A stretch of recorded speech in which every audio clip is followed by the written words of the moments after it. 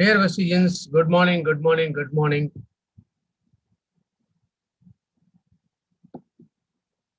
நாஷோக் பேசுறேன், senior area sales manager. Vestige என்கிற இந்த அற்புதமான உலகத்திற்கு உங்களை அன்புடன் வரவேற்கிறேன். எஸ், இன்னைக்கு நம்ம பார்க்கக்கூடிய இந்த மீட் த மில்லியனியர் ப்ரோக்ராம், இது ஒரு மணிக்கல் அப்படின்னு நம்ம சொல்ல முடியும். பிகாஸ் ஒரு வாழ்க்கையில வெஸ்டிஜ் மூலமாக வெற்றி அடைஞ்ச நபர்கள், அவங்களுடைய வாழ்க்கை எந்த மாதிரியான ஒரு பயணம் இருந்தது, அதுல எந்த அளவுக்கு ஒரு வெற்றிகரமான விஷயத்த அவங்க செஞ்சிருக்காங்க அப்படிங்கறத நம்ம பார்க்கக்கூடியதான் இந்த மீட் த மில்லியனர் அப்படிங்கிற ஒரு ப்ரோக்ராம். ஸோ கோடீஸ்வரர் ஆகிறதுங்கிறது ரொம்ப ஈஸியான ஒரு விஷயம் கிடையாது. எத்தனையோ விதமான ஒரு தடைகளை தாண்டி அதுக்கப்புறமா தான் இந்த கோடீஸ்வரர் அப்படிங்கிற ஒரு நிலையை அடைய முடியும். ஸோ எல்லாரோட வாழ்க்கையிலுமே ஏதோ ஒரு துன்பங்கள் இருக்கு, துயரங்கள் இருக்கு, கஷ்டங்கள் இருக்கு, நஷ்டங்கள் இருக்கு. இது எல்லாமே தாண்டி அதுக்கப்புறமா தான் இந்த அளவுக்கு வெற்றிகரமாக அவங்களால வாழ்க்கையில முன்னுக்கு வர முடிஞ்சது. அப்ப ஏதோ ஒரு படிக்கல் இருக்கு. அதாவது தோல்விகள் இருந்தாலும் இந்த தோல்விகளை கண்டு தோண்டு போகாமல் அதுல இருந்து எப்படி முன்னேற்ற பாதையில போக முடியும் அப்படிங்கறத ஐடென்டிஃபை பண்ணி அதுல முன்னேறக்கூடியவர்கள்லாம் உண்மையிலேயே ஒரு சாதனையாளர்கள் அப்படிங்கிறத நம்ம சொல்ல முடியும். ஸோ அந்த வகையில இன்னைக்கு நம்ம பார்க்கக்கூடியதான் இந்த மீட் த மில்லியனர் அப்படிங்கிற இந்த program. So dream, live and inspire. So கனவு காணுங்கள். நம்ம வெற்றி அடையணும் அப்படிங்கிற கனவுகள் அப்படிங்கிறது முதல்ல நமக்கு வரணும். ரெண்டாவது, அந்த வாழ்க்கை நம்ம கனவுகள் முதல்ல நம்ம மனசுக்குள்ள ஏற்றிட்டு அதோட வாழ நம்ம முதல்ல கத்துக்க ஆரம்பிக்கணும்.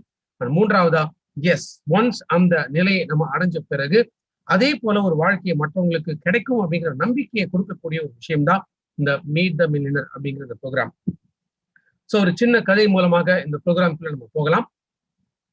ஒரு மீனவர் மீன் பிடிக்கிறதுக்காக கடலுக்கு போயிட்டு இருக்காரு. ஸோ அவர் கரையோரமா நடந்து போயிட்டு இருக்கும்போது ஒரு பெரிய பாறை இருக்கு. அந்த பாறை மேல ஒரு ஆள் உட்கார்ந்து இருக்கிறத அவர் பாக்குறாரு. அது கொஞ்சம் ஆபத்தான ஒரு பகுதி. ஸோ அவருக்கு பார்க்கும்போதே தெரிஞ்சு போச்சு, நிச்சயமாக இந்த மேல உட்கார்ந்துருக்க ஒரு நபர் ஒரு தற்கொலை எண்ணத்தோடு தான் அந்த பாறை மேல உட்கார்ந்துருக்காரு அப்படிங்கிற ஒரு சந்தேகம் அவருக்கு வந்தது. அப்போ கொஞ்சம் கொஞ்சமா அவர் கிட்டக்க போறாரு. கிட்டக்க போகும்போது அவர்கிட்ட கேட்கிறாரு, இந்த இடத்துல உட்கார்ந்துருக்கீங்களே, என்ன விஷயம்? ஏன்னா கொஞ்சம் ஆபத்தான கடல் பகுதி இது. பொதுவா இங்க யாருமே உட்கார மாட்டாங்க. நீங்க உட்காரத பார்த்து எனக்கு கொஞ்சம் சந்தேகமா இருக்கு அப்படிங்கிறாரு. அப்ப பேச்சு கொடுத்தோன்னே அவரு சொல்றாரு, இல்ல வாழ்க்கையில இவ்வளவு கஷ்டம் இருக்கு. நான் நிறைய கஷ்டப்பட்டுட்டேன். நான் எத்தனையோ பிசினஸ் ஆரம்பிச்சேன். எந்த பிசினஸ் ஆரம்பிச்சாலும் என்னால வெற்றிகரமா செய்ய முடியல. அதுல ஏதோ ஒரு தோல்வி அப்படிங்கிறதா இருக்கு. நான் லைஃப்ல எதுவுமே என்னால பெருசா சாதிக்க முடியல.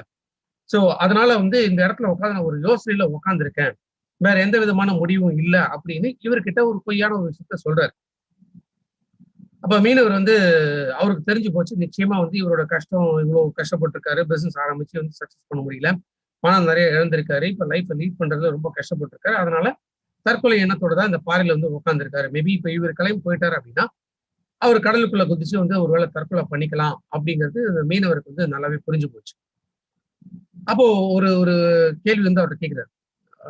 சரிங்க, ரைட்டு, இப்ப நான் கடலுக்கு மீன் பிடிக்க போறேன், ஏன் கூட நீங்க படகுல வரீங்களா அப்படின்னு கேட்கிறாரு. சரி, இவர் யோசிக்கிறாரு, எனிவேஸ் நம்ம தற்கொலை பண்ணிக்க தானே போறோம். அப்போ இந்த மீனவரோட போயிட்டு நடுவில் ஆழ் கடல்ல போயிட்டு அந்த இடத்துல நம்ம குதிச்சிடலாம். ஸோ அங்க போய் நம்ம தற்கொலை பண்ணிக்கலாம் அப்படிங்கிற ஒரு எண்ணத்தோட அந்த மீனவரோட திரும்ப போட்ல போகிறதுக்கு தயாராயிட்டார். சரி, எல்லாருமே ரெடியா இருக்காங்க. அந்த போட்ல ஒரு 10 பேர் கிளம்புறாங்க. கிளம்பும் போது நடுக்கடலுக்கு இந்த படகு போயிட்டு இருக்கு. அப்போ திடீர்னு ஒரு பெரிய புயல் அடிக்க ஆரம்பிக்குது. ஸோ இந்த புயல் அடிக்க ஆரம்பிச்சோன்னு என்னாச்சுன்னா, போட் பயங்கரமா தடுமாறுது. இப்போ ஒரு பக்கம் ஒரு விதமாக அட்ஜஸ்ட் பண்ணி அந்த போட்டை கொஞ்சம் நிலைப்படுத்துறதுக்கு எல்லாமே ட்ரை பண்ணிட்டு இருக்காங்க. இவரு இவ்வளவு நேரம் என்ன பண்ணாரு, தற்கொலை பண்ணிக்கணும் அப்படிங்கிற எண்ணத்தோட உட்காந்துட்டு இருந்தவரு, இப்ப அவருக்கு அந்த எண்ணமே டோட்டலா மாறி போச்சு. என்ன நினைக்கிறாரு, இந்த கடல்ல இந்த போட் கவுந்துச்சுன்னா என்ன ஆகுது, நம்ம உயிர் போயிருமே அப்படின்னு ஒரு பயம் முதல் முறையா அவருக்கு வர ஆரம்பிச்சது. அவரோட எண்ணங்கள் டோட்டலா மாற ஆரம்பிச்சது. எங்கேயாவது நம்ம எப்படியா சேஃபாச்சும் நம்ம கரைக்கு போயிடணும், திரும்ப நம்ம உயிர் பிழைக்கணும், பிழைச்சு நம்ம வேலைகளை செய்யணும் அப்படிங்கிற ஒரு எண்ணத்துல அவரோட மனசுக்குள்ள அந்த எண்ணங்கள் தொடர்ந்து வர ஆரம்பிக்குது. அப்ப இவ்வளவு நேரமும் நம்ம செத்துடலாம் அப்படிங்கிற எண்ணத்துல இருந்தவர் இப்ப நடுக்கடல்ல போய் புயலோட அந்த தாக்கத்தை தாங்க முடியாம போட்டு கவிழ்ந்துருமா, அதுல தன் உயிர் போயிடுமாங்கிற ஒரு பயம் அவருக்கு வர ஆரம்பிக்குது. ஒரு ஒரு 1/2 மணி நேரம் 3/4 மணி நேரம் அப்படி போகுது. கொஞ்ச நேரத்துல என்ன ஆகுதுன்னா ஆட்டோமேட்டிக்கா புயல் நின்று போச்சு. படகு ஒரு சீராக ஒரு நிலைக்கு இப்ப படகு கடல்ல மூவ் பண்ண ஆரம்பிக்குது. சோ கொஞ்ச நேரத்துல என்ன பண்றாங்க, காத்து அதிகமா இருக்கு அப்படிங்கிறனால மீன் பிடிச்ச வரைக்கும் போறோம் அப்படின்னு சொல்லிட்டு கடலுக்கு திரும்ப ரிட்டர்ன் ஆறாங்க. கரைக்கு வந்த உடனே அவர் வந்து அந்த மீனவரை பார்த்து கேட்கிறாரு, இவ்வளவு புயல் அடிச்சது, காத்து அடிச்சது, படகு அப்படி இப்படியும் ஆடிட்டு இருந்தது. என் மனசுக்குள்ள வந்து ஒரு பயம் இருந்தது. உண்மையிலே நான் தற்கொலை பண்ணிக்கணும் தான் அப்படின்னு நினைச்சேன்.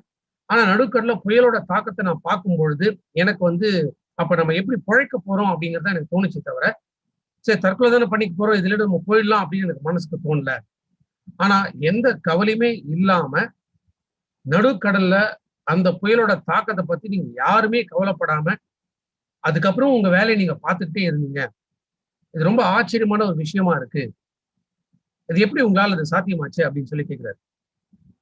அப்ப அந்த மீனவர் வந்து சொல்றாரு, "இந்த கடல் அலைகளை நம்மளால கட்டுப்படுத்த முடியுமா?" அப்படின்னு கேட்கிறாரு. முடியாது" அப்படிங்கிறாரு. "இந்த புயலை நம்மளால கட்டுப்படுத்த முடியுமா?" முடியாது அப்படிங்கிறாரு. சரி, நம்ம வரக்கூடிய ஆபத்துக்கள் ஏதோ ஒண்ணு இருந்துச்சு அப்படின்னா கூட அத நம்மளால கட்டுப்படுத்த முடியுமா? முடியாது அப்படிங்கிறாரு. சரி, நம்ம கண்ட்ரோல்க்குள்ள இல்லாத ஒரு விஷயத்த நினைச்சு நம்ம எதுக்கு பயப்படணும்?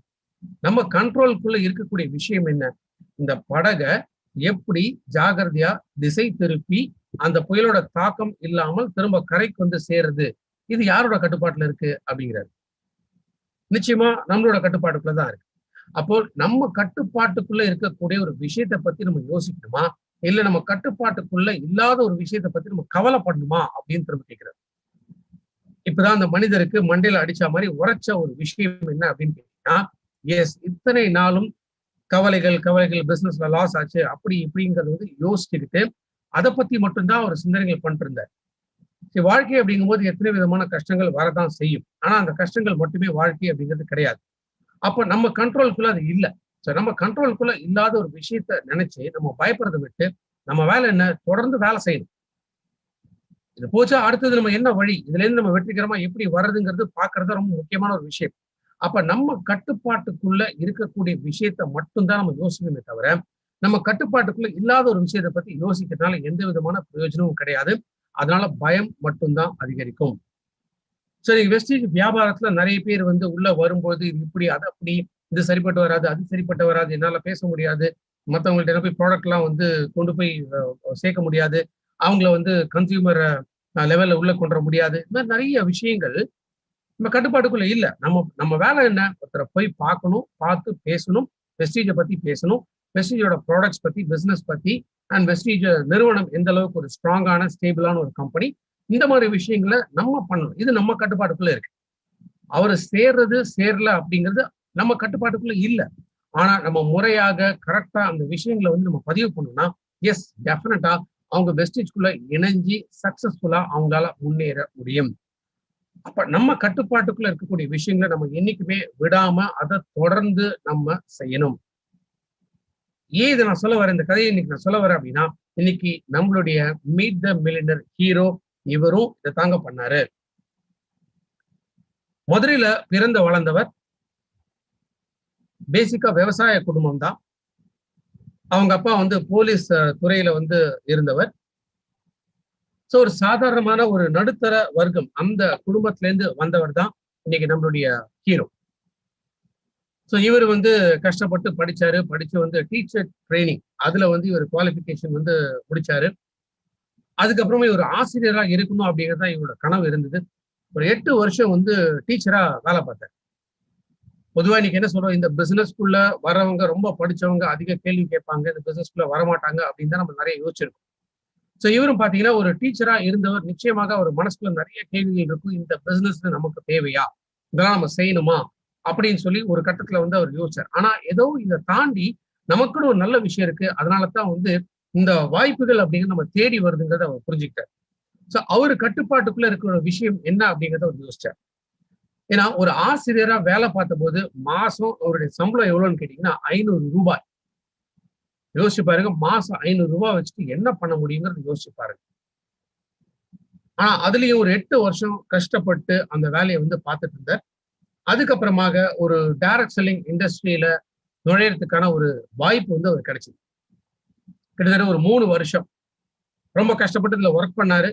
சோ ஒர்க் பண்ணி அதிகபட்ச வருமானம் அப்படின்னு கேட்டீங்கன்னா அவருக்கு ரூ. 25 தான் மேக்சிமம் அவர் ஏர்ன் பண்ண வருமானம் வேற ஒரு டைரக்ட் செல்லிங் நிறுவனத்துல.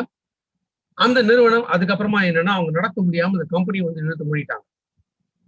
ஸோ ஆரம்பிச்ச ஒரு கம்பெனியில அவரால் வெற்றிகரமாக அங்க செயல்பட முடியல. கம்பெனி வந்து க்ளோஸ் ஆனதுனால அந்த 25,000 வருமானம் வந்துட்டு இருந்தது. பட் இருந்தாலும் அவரோட கனவுகள் வந்து பெருசா இருந்தது.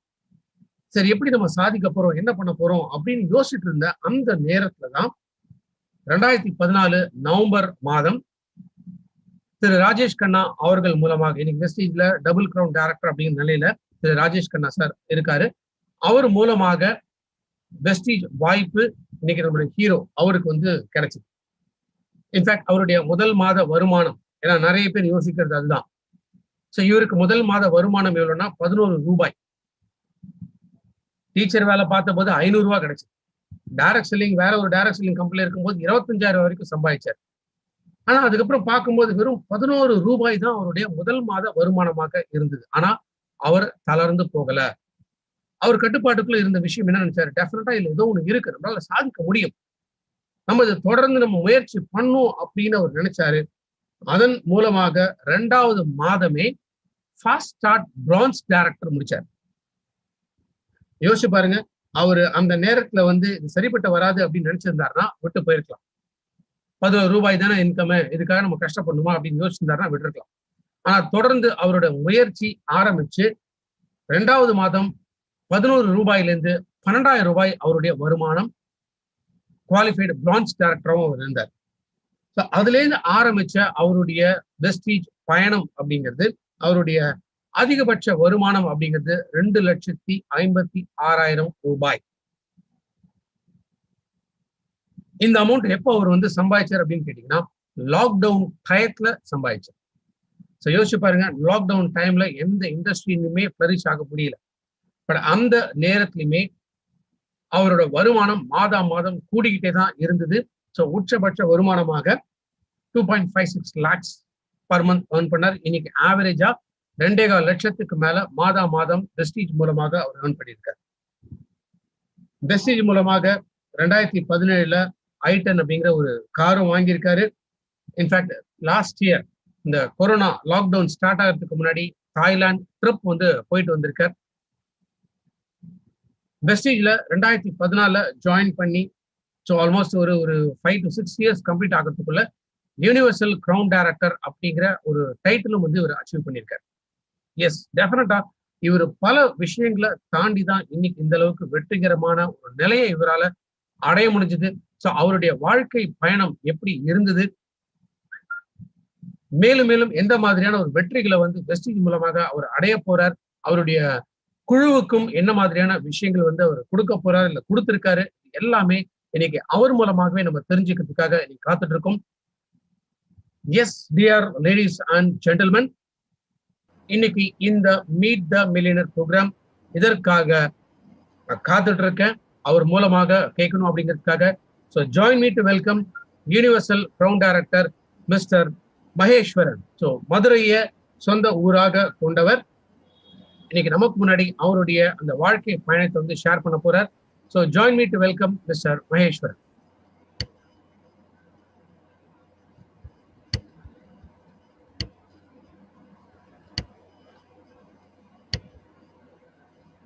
மகேஸ்வரன் சார், நீங்க வரலாம்.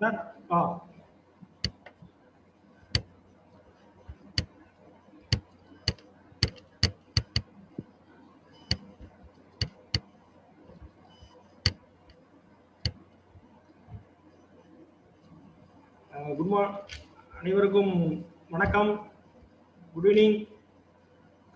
என்னுடைய பேர் வந்து மகேஸ்வரன். சரி, நான் வந்து மதுரை. பேசிக்காக வந்து நான் ஒரு டீச்சர்.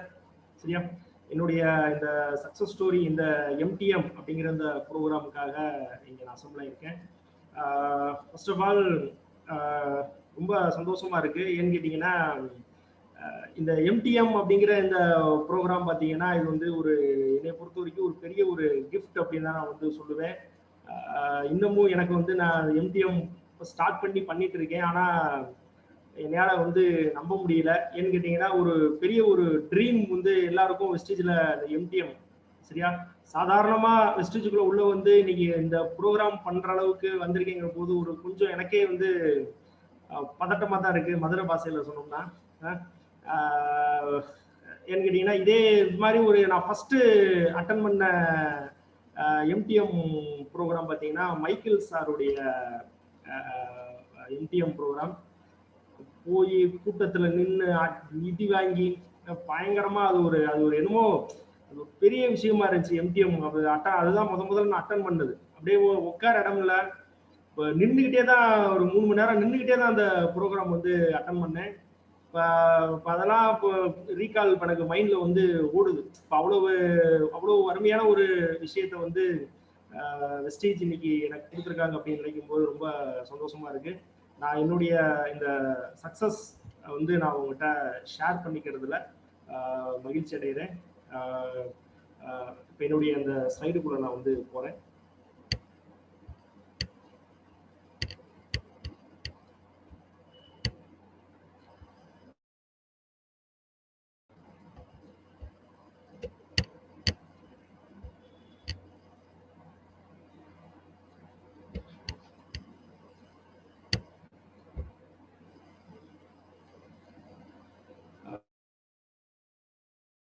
என்னுடைய மிகப்பெரிய நன்றி வந்து பாத்தீங்கன்னா நம்மளுடைய வெஸ்டீஜ் மேனேஜ்மெண்ட்டுக்கு வந்து என்னுடைய மிகப்பெரிய ஒரு தாழ்மையான ஒரு நன்றியை நான் வந்து தெரிவிச்சுக்கிறேன்.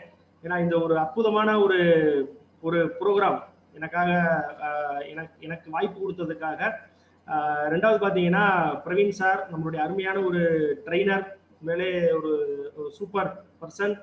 அவருடைய ட்ரைனிங் தான் என்னைய வந்து எனக்கு இந்த வியாபாரம் சம்பந்தமான, ரெண்டாவது இந்த ப்ராடக்ட் சம்பந்தமான மிகப்பெரிய நாலேஜ் எனக்கு கொடுத்தது வந்து பார்த்தீங்கன்னா பிரவீன் சாருடைய ட்ரைனிங் தான். நான் அந்த விவரங்கள்லாம் நான் சொல்றேன். நான் ரெண்டாவது பார்த்தீங்கன்னா அற்புதமான மனிதர் நம்மளுடைய அசோக் சார். நிறைய இன்னைக்கு வந்து சப்போர்ட்டிங் சிஸ்டம் வந்து ஆன்லைன் மூலியமா இன்னைக்கு வந்து நிறைய சப்போர்ட்டிங் சிஸ்டம் வந்து கொடுத்துட்டு இருக்கிறாங்க. இந்த ப்ரோக்ராம் அரேஞ்ச் பண்ணி கொடுத்தா அவங்களுக்கு நன்றி. அடுத்து பார்த்தீங்கன்னா நம்மளுடைய மோகன் சார், அவங்களுக்கும் நான் வந்து மிகப்பெரிய ஒரு நன்றி நான் தெரிவிச்சுக்கிறேன். Thank you sir. ஃபர்ஸ்ட் எல்லாத்துக்குமே வாழ்க்கையில ஒரு 3 விஷயம் சொல்லுவாங்க. மாதா பிதா குரு தெய்வம் அப்படின்னு சொல்லுவாங்க. மாதா பிதா குரு தெய்வம். முதல்ல என்னுடைய பெற்றோர்களுக்கு வந்து நான் மிகப்பெரிய நன்றியை நான் வந்து தெரிவிச்சுக்கிறேன். என்னுடைய அப்பா மிஸ்டர் மதிவாணன், இவர் வந்து ஒரு போலீஸ் அவரு. என்னுடைய அம்மா மிஸ்ஸஸ் மாரியம்மாள். இவங்களுக்கு மிகப்பெரிய நன்றியை நான் வந்து தெரிவிச்சுக்கிறேன். ஏன்னா அவங்களெல்லாம் நான் இல்லை. என்னுடைய வளர்ச்சிக்கு என்ன கூட இருந்து இன்னுமே எனக்கு சப்போர்ட் பண்ணிட்டு இருக்கவங்க வந்து அவங்க தான். அதனால என்னுடைய தாய் தந்தையருக்கு வந்து மிகப்பெரிய நன்றியை தெரிவிச்சுட்டு நான் வந்து அடுத்த இது போறேன். மாதா பிதா, அடுத்து வந்து குரு. இந்த வியாபாரத்துல என்னுடைய குரு, என்னுடைய கிரேட் அப்ளைன் மிஸ்டர் பாலா சார், கோயம்புத்தூர்ல இருக்கிறாங்க, டபுள் கிரவுன் டைரக்டர். அவங்க தான் இந்த நெட்வொர்க் அப்படிங்கிற இந்த துறையில என்னுடைய குரு. அவருடைய ட்ரைனிங் தான் என்னைய வந்து இந்த வியாபாரத்துல வந்து இந்த ஸ்டே பண்ண வச்சது. அவருடைய ட்ரைனிங், அவர் கொடுத்த நாலேஜை வச்சு தான் இன்னைக்கு நான் வந்து என்னுடைய குழுவுக்கு நான் வந்து நாலேஜ் வந்து நான் கொடுத்துட்டு இருக்கிறேன். எனக்கு தெரிஞ்சு இது வந்து ஒரு நெட்வொர்க்ல ஒரு பெரிய ஜாம்பவான், ஒரு யூனிவர்சிட்டி அப்படின்னு வந்து சொல்லலாம். அற்புதமான ஒரு மனிதர். சாரை பத்தியும் நான் வந்து நிறைய அடுத்து நான் உங்கள்கிட்ட நான் ஷேர் பண்றேன். மாதா பிதா நான் சொல்லிட்டேன், என்னுடைய குரு நான் காமிச்சிட்டேன். அடுத்து பாத்தீங்கன்னா மாதா பிதா குரு தெய்வம். தெய்வத்தோட முக்கியத்துவம் எவ்வளவுன்னு உங்களுக்கு தெரியும். அதனால என்னுடைய God mister Rajesh Khanna sir, இவங்க வந்து டபுள் கிரவுன் டைரக்டர், மதுரையில் இருக்கிறாங்க. என்னுடைய காட் இவங்க தான். கடவுள் நான் அது வரைக்கும் நேரில் பார்த்ததில்ல, நீங்களும் பார்த்துருக்க மாட்டீங்கன்னு நினைக்கிறேன். ஆனால் என்னுடைய காடை வந்து நான் டெய்லி மதுரையில் வந்து நேரில் பார்ப்பேன். என் கூட டெய்லி பேசுவார். இவர் தான் என்னுடைய காடு. அதனால் இவருக்கு வந்து ஒரு மிகப்பெரிய ஒரு நன்றியை நான் வந்து தெரிவிச்சுக்கிறேன். சாரை பற்றியும் நான் நிறைய டீட்டெயில்ஸ் வந்து உங்கள்கிட்ட நான் வந்து ஷேர் பண்ண விருப்பப்படுறேன். சரியா? என்னுடைய மனைவி மிஸ் தமிழ்ச்செல்வி. ஆக்சுவலாக இவங்க ஒரு டீச்சர் தான், எம்ஏ பிஎட். அதனால் இவங்களும் எனக்கு நிறைய வந்து சப்போர்ட் பண்ணுறாங்க வியாபாரம் சம்பந்தமாக. அதனால் அவங்களுக்கு மிகப்பெரிய நன்றி நான் வந்து தெரிவிச்சுக்கிறேன். அடுத்து இதோடைய ஃபேமிலி, 2 குழந்தைகள், 2 சைல்டு. நான் மதுரையில் காமராஜ் யூனிவர்சிட்டி பக்கத்தில் நான் வந்து இருக்கிறேன். இதுதான் என்னுடைய ஃபேமிலி. சரியா? இதுதான் என்னுடைய சின்ன வயசு போட்டோ. உங்களுக்கு காமிக்கிறதுக்காகவே தேடி பிடிச்சி எடுத்தேன். அதனால இதுதான் என்னுடைய சின்ன வயசு போட்டோ. ஆக்சுவலாக நான் வந்து என்னுடைய ஸ்கூல் ஆக்சுவலாக நான் வந்து ஃபர்ஸ்ட் பிறந்தது வந்து சொந்த ஊர் வந்து தேனி கிராமம். தேனி பக்கத்துல நாகலாபுரம் அப்படிங்கிற ஒரு கிராமம். இந்த கிராமத்துல தான் எங்க அப்பா அம்மா இருந்தாங்க. எங்க அப்பா வந்து ஒரு போலீஸ். அவர் வந்து 1980 போலீஸ் வந்து ஜாயின் பண்றாரு. போலீஸா ஜாயின் பண்றாரு. ஜாயின் பண்ணி அவருக்கு வந்து ஒர்க் வந்து பாத்தீங்கன்னா சென்னையில வந்து அவருக்கு வந்து வேலை. நான் பிறந்தது வந்து சென்னையில. பிறந்து 5th வரைக்கும் நான் படிச்சது வந்து சென்னையில தான். திருமுல்லை வாயில் அப்படிங்கிற ஒரு பகுதியில நான் வந்து ஸ்கூல்ல படித்தேன். நாங்கள் இருந்தது வந்து சத்தியமூர்த்தி நகர் அப்படிங்கிற ஒரு இடத்துல போலீஸ் குவார்டர்ஸ். அது வந்து 5th வரைக்கும் அங்கே தான் இருந்தேன். சென்னையில தான் படித்தேன். அதுக்கப்புறம் 6th வந்து பார்த்தீங்கன்னா எங்கள் அப்பாவுக்கு வந்து டிரான்ஸ்ஃபர் ஆகுது. டிரான்ஸ்ஃபர் ஆகி நாங்கள் என்ன பண்ணுறோம்னா மதுரை வந்து டிரான்ஸ்ஃபர் ஆகி நாங்கள் வந்து வர்றோம். இந்த மேலிருந்து 2வது வரிசையில் அந்த உட்காந்துருக்க பார்த்தீங்களா, இதுதான் மகேஸ்வரன். இதையும் தேடி கண்டுபிடிச்சி எடுத்திருக்கேன். 6th படிக்கும்போது மதுரை வந்து நாங்கள் வந்து அப்பாவுக்கு டிரான்ஸ்ஃபர் ஆகி நாங்கள் வந்து மதுரை வந்து வர்றோம். மதுரையில வந்து என்ன பண்றேன், இந்த ஸ்கூல்ல படிச்சுட்டு மதுரை வர்றேன். எனக்கு இதுல இருந்து எனக்கு வந்து மிகப்பெரிய ஒரு அனுபவம் வந்து நிறைய அனுபவம் கிடைக்க ஆரம்பிச்சிச்சு. ஸ்கூல்ல இருக்கும்போதே நான் அந்த ஸ்கூல்ல படிச்சேன் இல்லையா, அந்த ஸ்கூல்ல போலீஸ் பஸ்ல தான் நாங்கள் போய் அந்த ஸ்கூல்ல போய் படிக்க போவேன். போலீஸ் பஸ் தான் இறக்கி விடும். போலீஸ் பஸ்ல தான் வீட்டுக்கு கூட்டு வருவாங்க. அந்த ஸ்கூல்ல படிச்சது எல்லாமே போலீஸ் ஃபேமிலிஸ் குழந்தைகள் மட்டும்தான். இந்த ஸ்கூல்ல 5th வரைக்கும் படிச்சுட்டு சர்டிஃபிகேட்லாம் வாங்கிட்டு மதுரை வந்துட்டோம். மதுரையில வந்து ஒரு ஸ்கூல்ல வந்து என்னை வந்து சேர்த்து விடுறாங்க. 6th வந்து அந்த ஸ்கூல்ல ஒரு 3 to 4 months அந்த குவார்டர்லி எக்ஸாம் வரைக்கும் நான் வந்து போயிட்டேன். குவார்டர்லி எக்ஸாம் வரைக்கும் போனதுக்கு அப்புறம் அந்த ஸ்கூல் ஹெச்எம் கூப்பிட்டு உங்க அப்பாவை கூப்பிட்டு அப்படிங்கிறாரு. என்னடா நம்ம ஒண்ணுமே பண்ணலையே, கூப்பிட்டு அப்பாவை கூப்பிட்டு சொல்றாங்களே அப்படின்னு சொல்லி பயந்துக்கிட்டே வீட்டுல போய் அப்பாவை கூப்பிட்டு வரேன். அவர் சொல்றாரு, உங்க பையன் சென்னையில படிச்ச ஸ்கூல் அங்கீகாரம் இல்லாத ஒரு ஸ்கூல், அந்த ஸ்கூல்ல படிச்சு அந்த சர்டிஃபிகேட் வந்து செல்லாது, அதனால உடனே உங்க பையனை வந்து ஸ்கூல்ல இருந்து கூட்டு போங்க அப்படின்னு ஒரு குண்டு தூக்கி போடுறாரு. குவார்டர்லி நெருங்க போகுது. ஏன்னா அது படிச்ச ஸ்கூல் சர்டிஃபிகேட் செல்லாது. அப்போ வந்து அதெல்லாம் ஒரு கேள்விப்படாத ஒரு விஷயமா, ஒரு புது விஷயமா இருக்குன்னா படிச்ச சர்டிஃபிகேட் செல்லாதுங்கிறாங்க, ஸ்கூல் அங்கீகாரம் இல்லாத ஸ்கூலுங்கிறாங்க, இது என்ன அப்படிங்கிற மாதிரி ஒரு விஷயம் எனக்கு வந்து ஓட ஆரம்பிச்சிச்சு. அப்ப எனக்கு பெருசா தெரியல. ஆனா என்னுடைய குரு மென்டர் சொல்லுவாங்க, ஒரு நல்ல இடத்துல நம்ம இருந்தோம்னா தான் நம்ம வந்து ஜெயிக்க முடியும் அப்படிம்பாங்க. நான் முதல்ல பார்த்தீங்கன்னா ஸ்கூலே வந்து எனக்கு ஒரு அங்கீகாரம் இல்லாத ஒரு இடத்துல படிச்சு, அப்புறம் அந்த ஸ்கூல்ல இருந்து என்னைய வந்து முடியவே முடியாது, இங்க வந்து படிக்கவே முடியாதுட்டாங்க. அதுக்கப்புறம் அந்த ஸ்கூல்ல இருந்த ஒரு டீச்சர் வந்து என் மேல பரிதாபப்பட்டு என்னைய கூட்டு போய் மங்கையர்க்கரசி அப்படிங்கிற ஒரு ஸ்கூல், மதுரையில பெரிய ஸ்கூல், அந்த மங்கையர்க்கரசி அப்படிங்கிற ஸ்கூல்ல வந்து ஒரு எக்ஸாம் ரீ எக்ஸாம் வச்சு என்னை வந்து சேர்த்துக்கிட்டாங்க. அதனால 6th இருந்து நான் வந்து +2 வரைக்கும் பார்த்தீங்கன்னா மங்கையர்க்கரசி அப்படிங்கிற ஒரு ஸ்கூல்ல தான் படித்தேன். இதனுடைய 10th போட்டோ இதுக்காக வந்து இந்த ஹால் டிக்கெட்ல இருந்து பிச்சு எடுத்து கொண்டு வந்து உங்களுக்கு காமிக்கிறேன். 10th போட்டோ அது. இது நான் வந்து +2 படிக்கும்போது என்னுடைய ஸ்கூல் ஃப்ரெண்ட்ஸு, ஆக்சுவலா பெரிய ஒரு நாலேஜான அந்த கடைசியில லெஃப்ட் சைட் கார்னர்ல உட்காந்துருக்கு இல்லையா, அந்த நபர் தான் நான். பெரிய பயங்கரமா படிக்கிற ஆள்லாம் கிடையாது, படிப்பேன் அவ்வளவுதான். அது 932 மார்க் வந்து +2ல, 362 மார்க் வந்து 10th. 932 பார்த்துக்கோங்க எவ்வளவு ஆவரேஜ் ஸ்டூடெண்ட் தான், பெரிய ஒரு இதெல்லாம் கிடையாது. லைஃப்ல பெரிய ட்ரீம் அப்படிலாம் எனக்கு எதுவுமே இல்லைங்க. ஏதோ படிக்க வச்சாங்க, படித்தேன். +2 வந்து படிச்சு முடிச்சேன், அவ்வளவுதான். அதாகணும் இதாகணும் அப்படிலாம் எனக்கு வந்து அது, ஏன்னா அது மாதிரி நபர்களை என்னுடைய வாழ்க்கையில நான் வந்து சந்திச்சதே இல்லை. இந்த ட்ரீம்னா என்ன, கனவுனா என்ன, லைஃப்னா என்ன, லைஃப்ல எப்படி இருக்கணும், ஆசைப்படுறதுன்னு ஒரு விஷயம் இருக்கு இல்லையா, இந்த ஆசைப்படுறதுனா என்ன, அதெல்லாம் எனக்கு வந்து அது அது அந்த மாதிரி வார்த்தைகளை கூட நான் வந்து என் காதுல நான் கேட்டது இல்லை. நான் +2 படிக்கிற வரைக்கும் ஆவரேஜ் ஸ்டூடெண்ட், அமைதியா இருப்பேன். பெரிய ஃப்ரெண்ட்ஸ் சர்க்கிள்லாம் கிடையாது. அந்த ரைட் சைடு கார்னர்ல உட்கார்ந்துருக்கிறது வந்து பாத்தீங்கன்னா செல்லப்பாண்டி, என்னுடைய கிளாஸ்மேட்டு. இப்ப வெஸ்டீஜ்ல வந்து டைமண்ட் டைரக்டர் காராச்சி ஒருவர், அவரு என்னுடைய கிளாஸ்மேட். அவரு ஃப்ரெண்ட் சர்க்கிள் கம்மி, யார்கிட்டையும் அதிகமா பேச மாட்டேன். ரெண்டாவது பாத்தீங்கன்னா ஏன் அதிகமா நான் பேச மாட்டேன் அப்படின்னு கேட்டீங்கன்னா, நான் வந்து 2 வார்த்தை பேசினேன்னா இடையில ஒரு வார்த்தை எனக்கு விட்டுதான் பேசுவேன். தொடர்ச்சியா என்னால வந்து பேசவே முடியாது.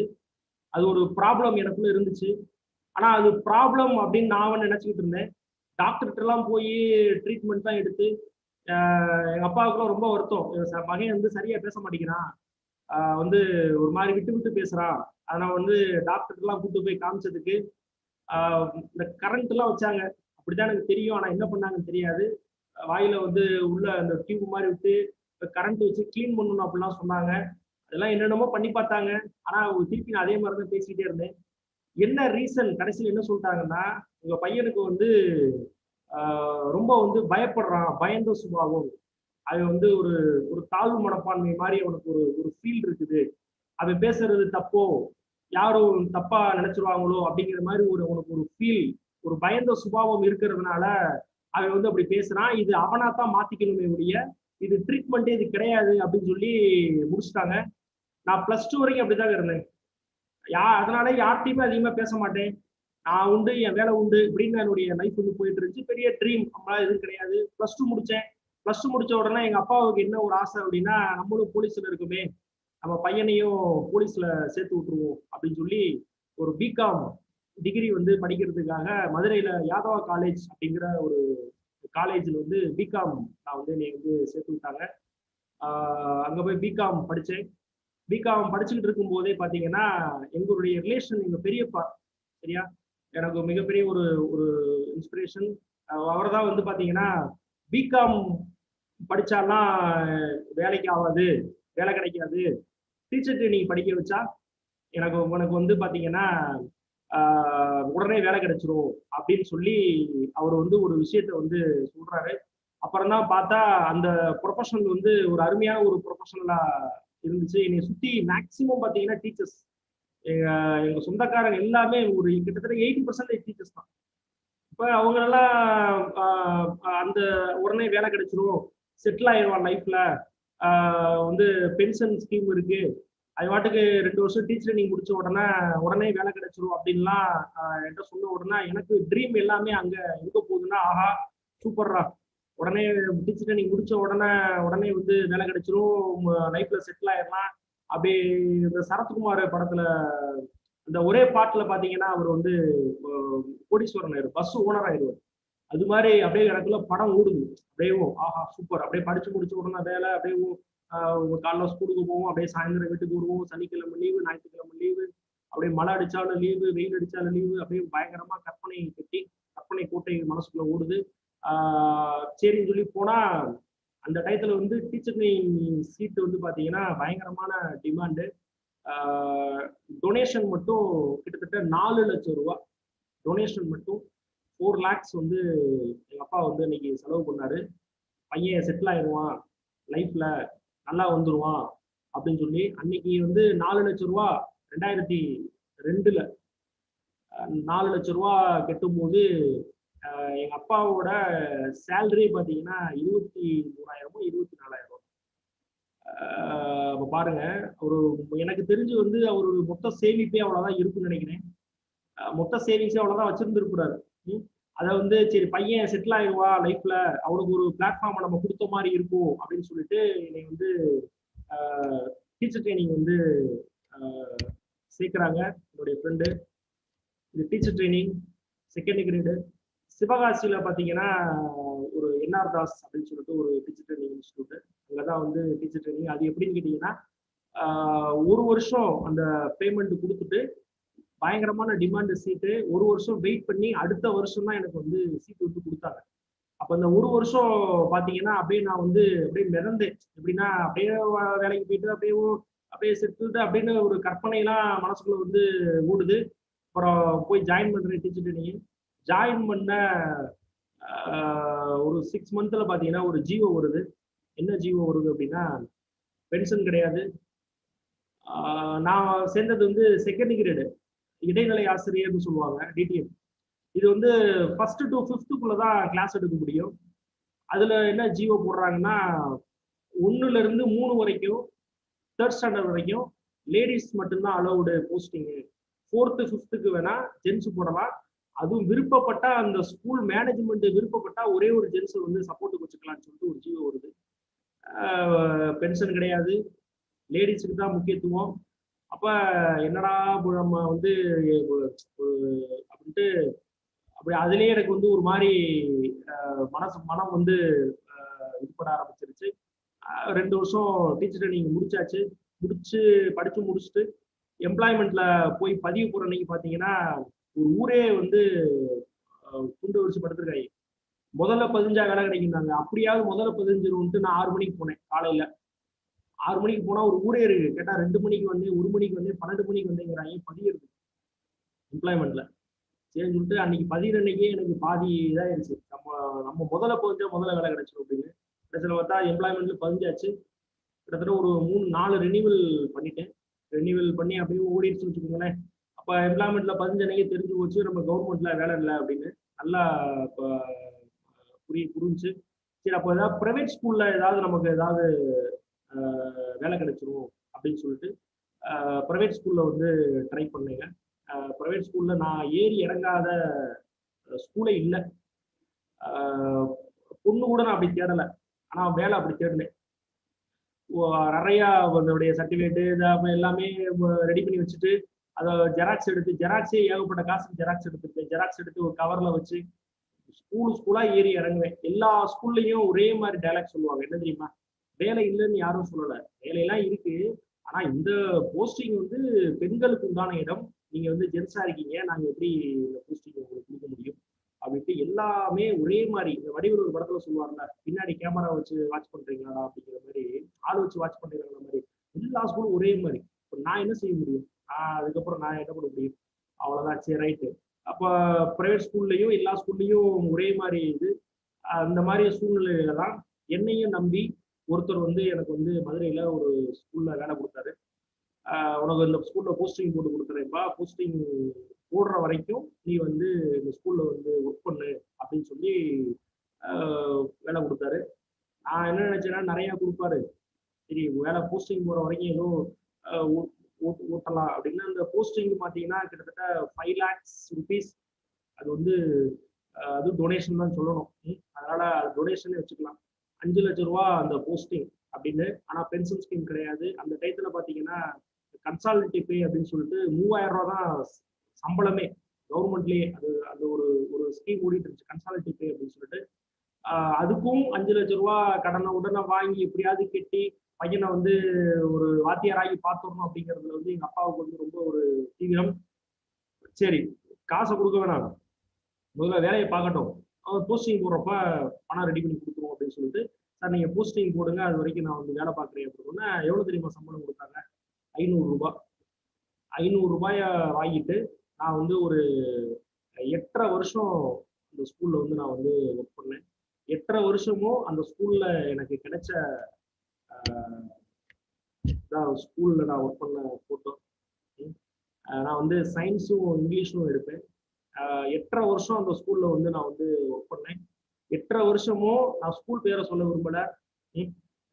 ஏன்னு கேட்டீங்கன்னா 8.5 வருஷமும் அவர் கொஞ்சம் கூட மனசாட்சி இல்லாம 500 ரூபாய் கொடுத்தாரு. நானும் அந்த 500 ரூபாயை வாங்கிட்டு நான் வேலை பார்த்துட்டே இருந்தேன். வெள்ளை சட்டை தான் போட்டு போனோம். வெள்ளை சட்டைக்கு நான் சோப்பு வாங்குறதுக்கும் அதுக்கு உஜாலா நீலம் வாங்குறதுக்குமே 500 ரூபாய் பத்தாது. அப்படிதான் போயிட்டு இருந்துச்சு. நான் வந்து போலீஸ் குவார்டர்ஸ்ல இருந்தோம். போலீஸ் குவார்டர்ஸ்ல இருக்கும்போது பாத்தீங்கன்னா டெய்லி அப்படியே வெள்ளை சட்டையை போட்டுட்டு கருப்பு பேண்டை போட்டுட்டு அப்படி பையை தூக்கிட்டு ஜம்முன்னு டிஃபன் பாக்ஸோட போகும்போது பக்கத்துல இருக்கவங்களாம் என்ன நினைப்பாங்கன்னா, வாத்தியார் போறாரு, டீச்சர் போறாரு அப்படின்னு. அந்த 500 ரூபா சம்பளத்துல வந்து நான் வேலை பார்த்துட்டு இருந்தது எனக்கு ஃபேமிலிக்கு மட்டும் தான் தெரியும். இப்படித்தான் போயிட்டு இருந்துச்சு. ஆனா அந்த 500 ரூபாய் நமக்கும் வேலை கிடைச்சிரும், நம்மளும் லைஃப்ல செட்டில் ஆயிடுவோம் அப்படிங்கிற ஒரு ஏக்கம். இந்த 8.5 வருஷத்துல என்னென்னலாம் பண்ணுன்னா, என்னென்ன காம்படிட்டிவ் எக்ஸாம் இருக்கோ, என்னென்ன கவர்மெண்ட் எக்ஸாம் இருக்கோ அத்தனை எக்ஸாமும் படிச்சுக்கிட்டே இருப்பேன், படிச்சு எக்ஸாம் எழுதிக்கிட்டே இருப்பேன். நீ எக்ஸாமுக்கு நான் கெட்டின பணத்தையும் இந்த கோச்சிங்க்கு கெட்டின பணத்தை சேர்த்து வச்சிருந்தா கூட நான் ஏதாவது செட்டில் ஆயிருப்பேன் அப்படின்னு கூட நான் ரொம்ப நாள் நினைச்சிருக்கேன். அது மாதிரி இப்போ அவ்வளோ எக்ஸாம் எழுதுவேன். இதுக்கிடையில போலீஸ் செலெக்ஷன் வேற போனேன். போலீஸ் செலெக்ஷன் ரன்னிங் இது எல்லாமே முடிச்சிட்டேன். ரோப்ல வந்து விட்டுட்டேன். அது கொஞ்சம் அசால்ட்டா வந்து ரோப்ல விட்டுட்டேன். அங்கேயும் விரட்டி விட்டாங்க ஓடு அப்படின்னு. ரெண்டாவது காம்படிட்டிவ் எக்ஸாம் எழுதுறேன், ஒன்றும் இல்லை. சரின்னு சொல்லிட்டு இந்த 500 ரூபாய வாங்கி என்ன பண்ணேன்னா 500 ரூபாய பேக்கெட்ல வைக்கல, வீட்டில் கொடுக்கல. அந்த 500 ரூபாயை வச்சு பார்த்தீங்கன்னா டிகிரி அண்ணாமலை யூனிவர்சிட்டியில டிகிரி பண்ணிட்டே இருந்தேன். பிலிட் பண்ணேன், பிலிட் தமிழ் பண்ணேன், BA English, MA English, BEd, இப்படி வந்து டிகிரி கூட்டிகிட்டே போகுது. டைப் ரைட்டிங்ல வந்து higher lower both Tamil English. இது மாதிரி பார்த்தீங்கன்னா அந்த 500 ரூபாயை வச்சுட்டு என்னுடைய குவாலிஃபிகேஷனா எந்தெந்த வகையில நான் வந்து வேலைக்கு என்னை வந்து தயார்படுத்திக்கிட்டே இருந்தேன். நான் வேலைக்கு என்னை தயார்படுத்த எனக்கு கிடைச்சது என்ன அப்படின்னா வெறும் ஏமாற்றம் மட்டும்தான். என்னுடைய தகுதி கூடிக்கிட்டே போகுது, படிப்பு கூடிக்கிட்டே போகுது. ஆனா எனக்கு வந்து எந்த விதமான லைஃப்ல வந்து பெரிய இம்ப்ரூவ்மெண்ட்ங்கிறது பெருசா எதுவுமே இல்லை. ஒரு காலகட்டத்துல எனக்கே ஒரு வெறுப்பு வந்துருச்சு. என்ன அப்படின்னா, என்னடா இது நம்ம இப்படியே சொந்தக்காரங்க எல்லாம் கேட்க ஆரம்பிக்கிறாங்க, என்ன 8 வருஷம் வேலை பார்க்கறான், அவனுக்கு பொண்ணுன்னு பார்க்கலையே அப்படின்னு. நீ 500 ரூபாய் சம்பளத்தை வச்சுக்கிட்டு நம்ம அவங்க என்ன சிந்தனை அப்படின்னா ஏதோ ஸ்கூல்ல வேலை பார்க்குறேன் நிறைய வாங்குவோம் போல இருக்கு அப்படின்னு.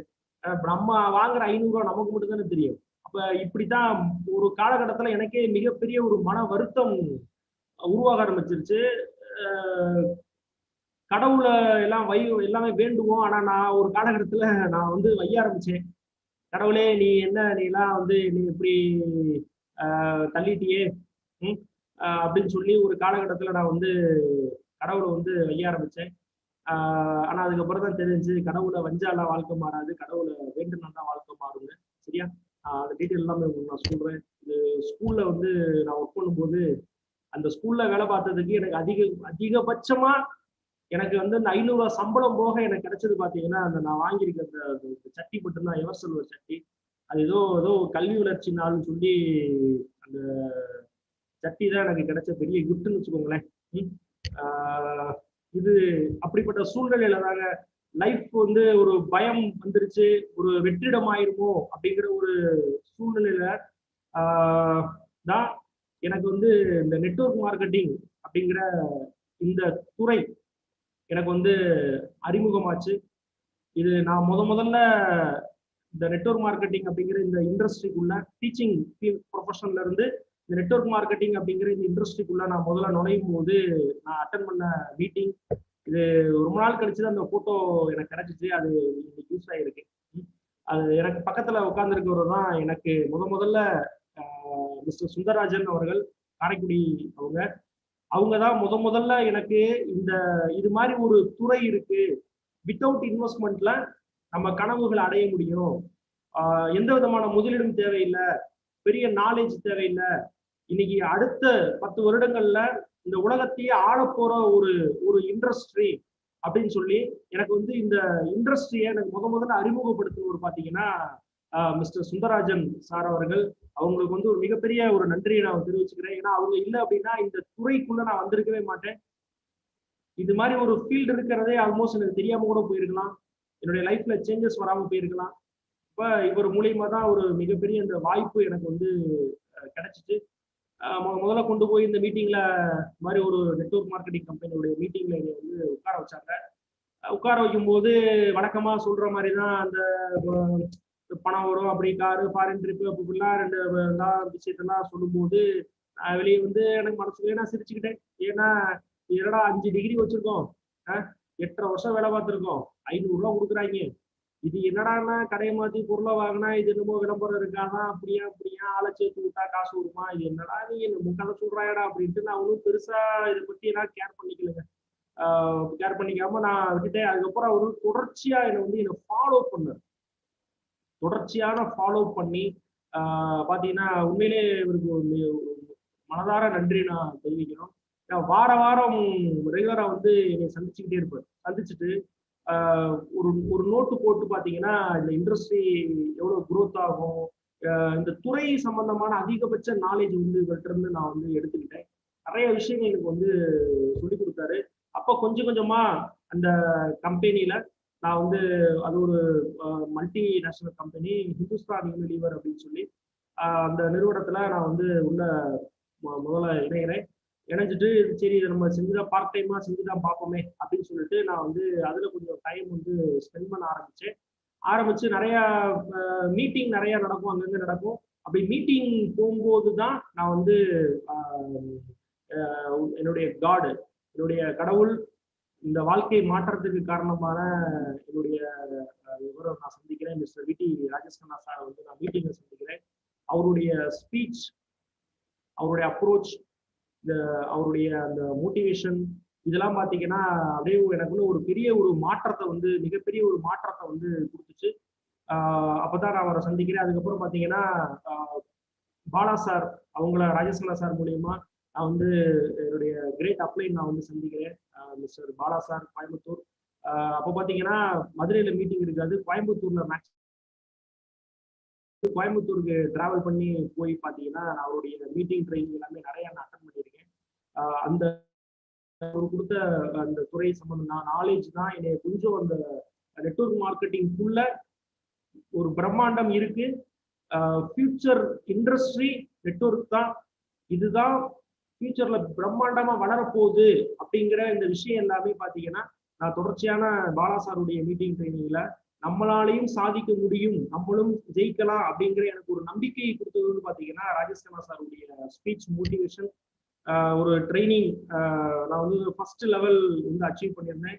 அப்போ ஒரு ட்ரைனிங் ப்ரோக்ராமுக்காக நாங்கள் வந்து போயிருந்தோம். சரி இந்த பிசினஸ் இண்டஸ்ட்ரி நல்லா போகுது அப்படின்னு சொல்லி கொஞ்சம் கவனம் செலுத்த ஆரம்பிக்கும் போது நல்லா பண்ணலாம் அப்படின்னு ஒரு செலுத்த ஆரம்பிச்சு கொஞ்சம் அதில் இன்ட்ரெஸ்டா இறங்கும் போது என்ன ஆகுது அப்படின்னா கம்பெனி வந்து திடீர்னு வந்து ஒரு க்ளோஸ் பண்றாங்க. அவங்களுடைய டிசிஷன் அது.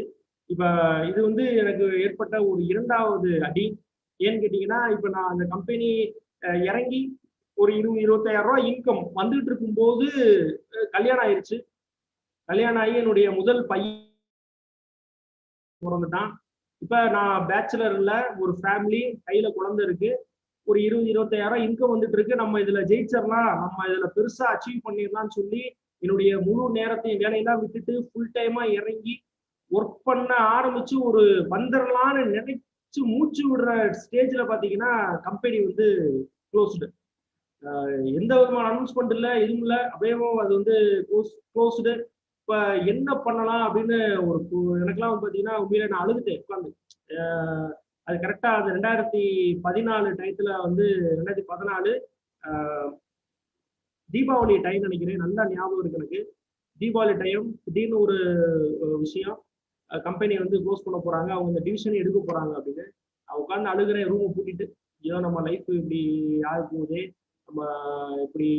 ஏன்னா முதல்ல வந்து ஒரு அங்கீகாரம் இல்லாத ஒரு ஸ்கூல்ல போய் படிச்சு அந்த அந்த ஸ்கூல் அங்கீகாரம் இல்லாத ஸ்கூல்ல நீ படிச்சு அப்படின்னு சொல்லி சர்டிஃபிகேட் இதாச்சு. ரெண்டாவது இங்கே வந்து ஒரு அங்கீகாரம் அந்த அளவுக்கு ஒரு ஸ்டாண்டர்ட் இல்லாத ஒரு இடத்துல நம்ம உழைப்பை கொடுத்து நம்ம திருப்பியும் நம்ம வந்து இது மாதிரி ஜீரோ அப்படிங்கிற மாதிரி இடத்துக்கு வந்துட்டோமே அப்படின்னு சொல்லி பாத்தீங்கன்னா எனக்கு வந்து பெரிய ஒரு மனக்குழப்பம், மனப்போராட்டம். ஒரு லைஃப் வந்து திருப்பி ஜீரோ ஆயிருச்சு, நம்ம போட்ட உழைப்பெல்லாம் வந்து வெட்டியா போச்சு அப்படிங்கிற மாதிரிலாம் எனக்குள்ள பயங்கரமான ஒரு கோபம். ஒரு பக்கம் பார்த்தீங்கன்னா அழுகை, ஒரு பக்கம் விரக்தி, என்ன பண்றேன்னே தெரியல. அழுகு போனது நானா அழுது உட்காந்துருந்த வீட்டுக்குள்ள. அப்ப அந்த டயத்துல தான் என்னுடைய மென்டர் ராஜேஷ் கண்ணா சார் பாத்தீங்கன்னா இந்த அருமையான இந்த வெஸ்டீஜ் அப்படிங்கிற அருமையான வியாபார வாய்ப்பை கொடுத்தாங்க. அவங்க சொன்னாங்க, பாலா சார் வந்து இந்த பிளான் வந்து முதல்ல வந்து காமிச்சாங்க. அவங்க இந்த பிளான்லாம் முதல்ல வெஸ்டேஜ் பிளான் வந்து சொல்லும்போது எப்போ அதுதான் வந்து இதாயிடுச்சு, நம்ம வெஸ்டேஜ் பண்ணுவோம், ஸ்டாண்டர்டான ஒரு கம்பெனி அப்படின்னு சொல்லிட்டு வெஸ்டேஜை பத்தி என்கிட்ட ஷேர் பண்ணும்போது நான் அவங்ககிட்ட கேட்ட கொஸ்டின் என்ன அப்படின்னு கேட்டீங்கன்னா, சார் என்ன சார் இது வந்து அது கொலாப்ஸ் ஆயிடுச்சு, இது எப்படி சார் ஸ்டாண்டர்டா போகுமா சார், எனக்கு கொஞ்சம் பயமா இருக்கு சார், லைஃப் வந்து இதுலேயே செட்டில் ஆயிருமா சார் அப்படின்லாம் நான் வந்து கொஸ்டின் அவர்கிட்ட எழுப்புறேன். 2014 அவர் என்கிட்ட சொன்ன விஷயம் என்னன்னு கேட்டீங்கன்னா, கம்பெனியை பத்தி தான் என்கிட்ட வந்து அதிகமா வந்து ஷேர் பண்ணாங்க. எவ்வளவு ஸ்டாண்டர்டான ஒரு நிறுவனம், உலக நாடுகள் ஃபுல்லா பண்ணிட்டு இருக்கிறாங்க, இந்த ப்ராடக்டோட குவாலிட்டி எவ்வளவு அருமையான ஒரு குவாலிட்டியா இருக்கு, ரெண்டாவது எவ்வளவு பேர் அச்சீவ் பண்ணியிருக்கிறாங்க. அவர்கிட்ட நிறைய நான் கொஸ்டின் கேட்டுட்டு இருந்தேன், பாலா சார்ட்டையும் ராஜஸ்தானா சார்ட்டையும். அப்போ வந்து பாத்தீங்கன்னா இந்த கார் புக்கு தான் இந்த இடத்த எடுத்து போட்டாங்க.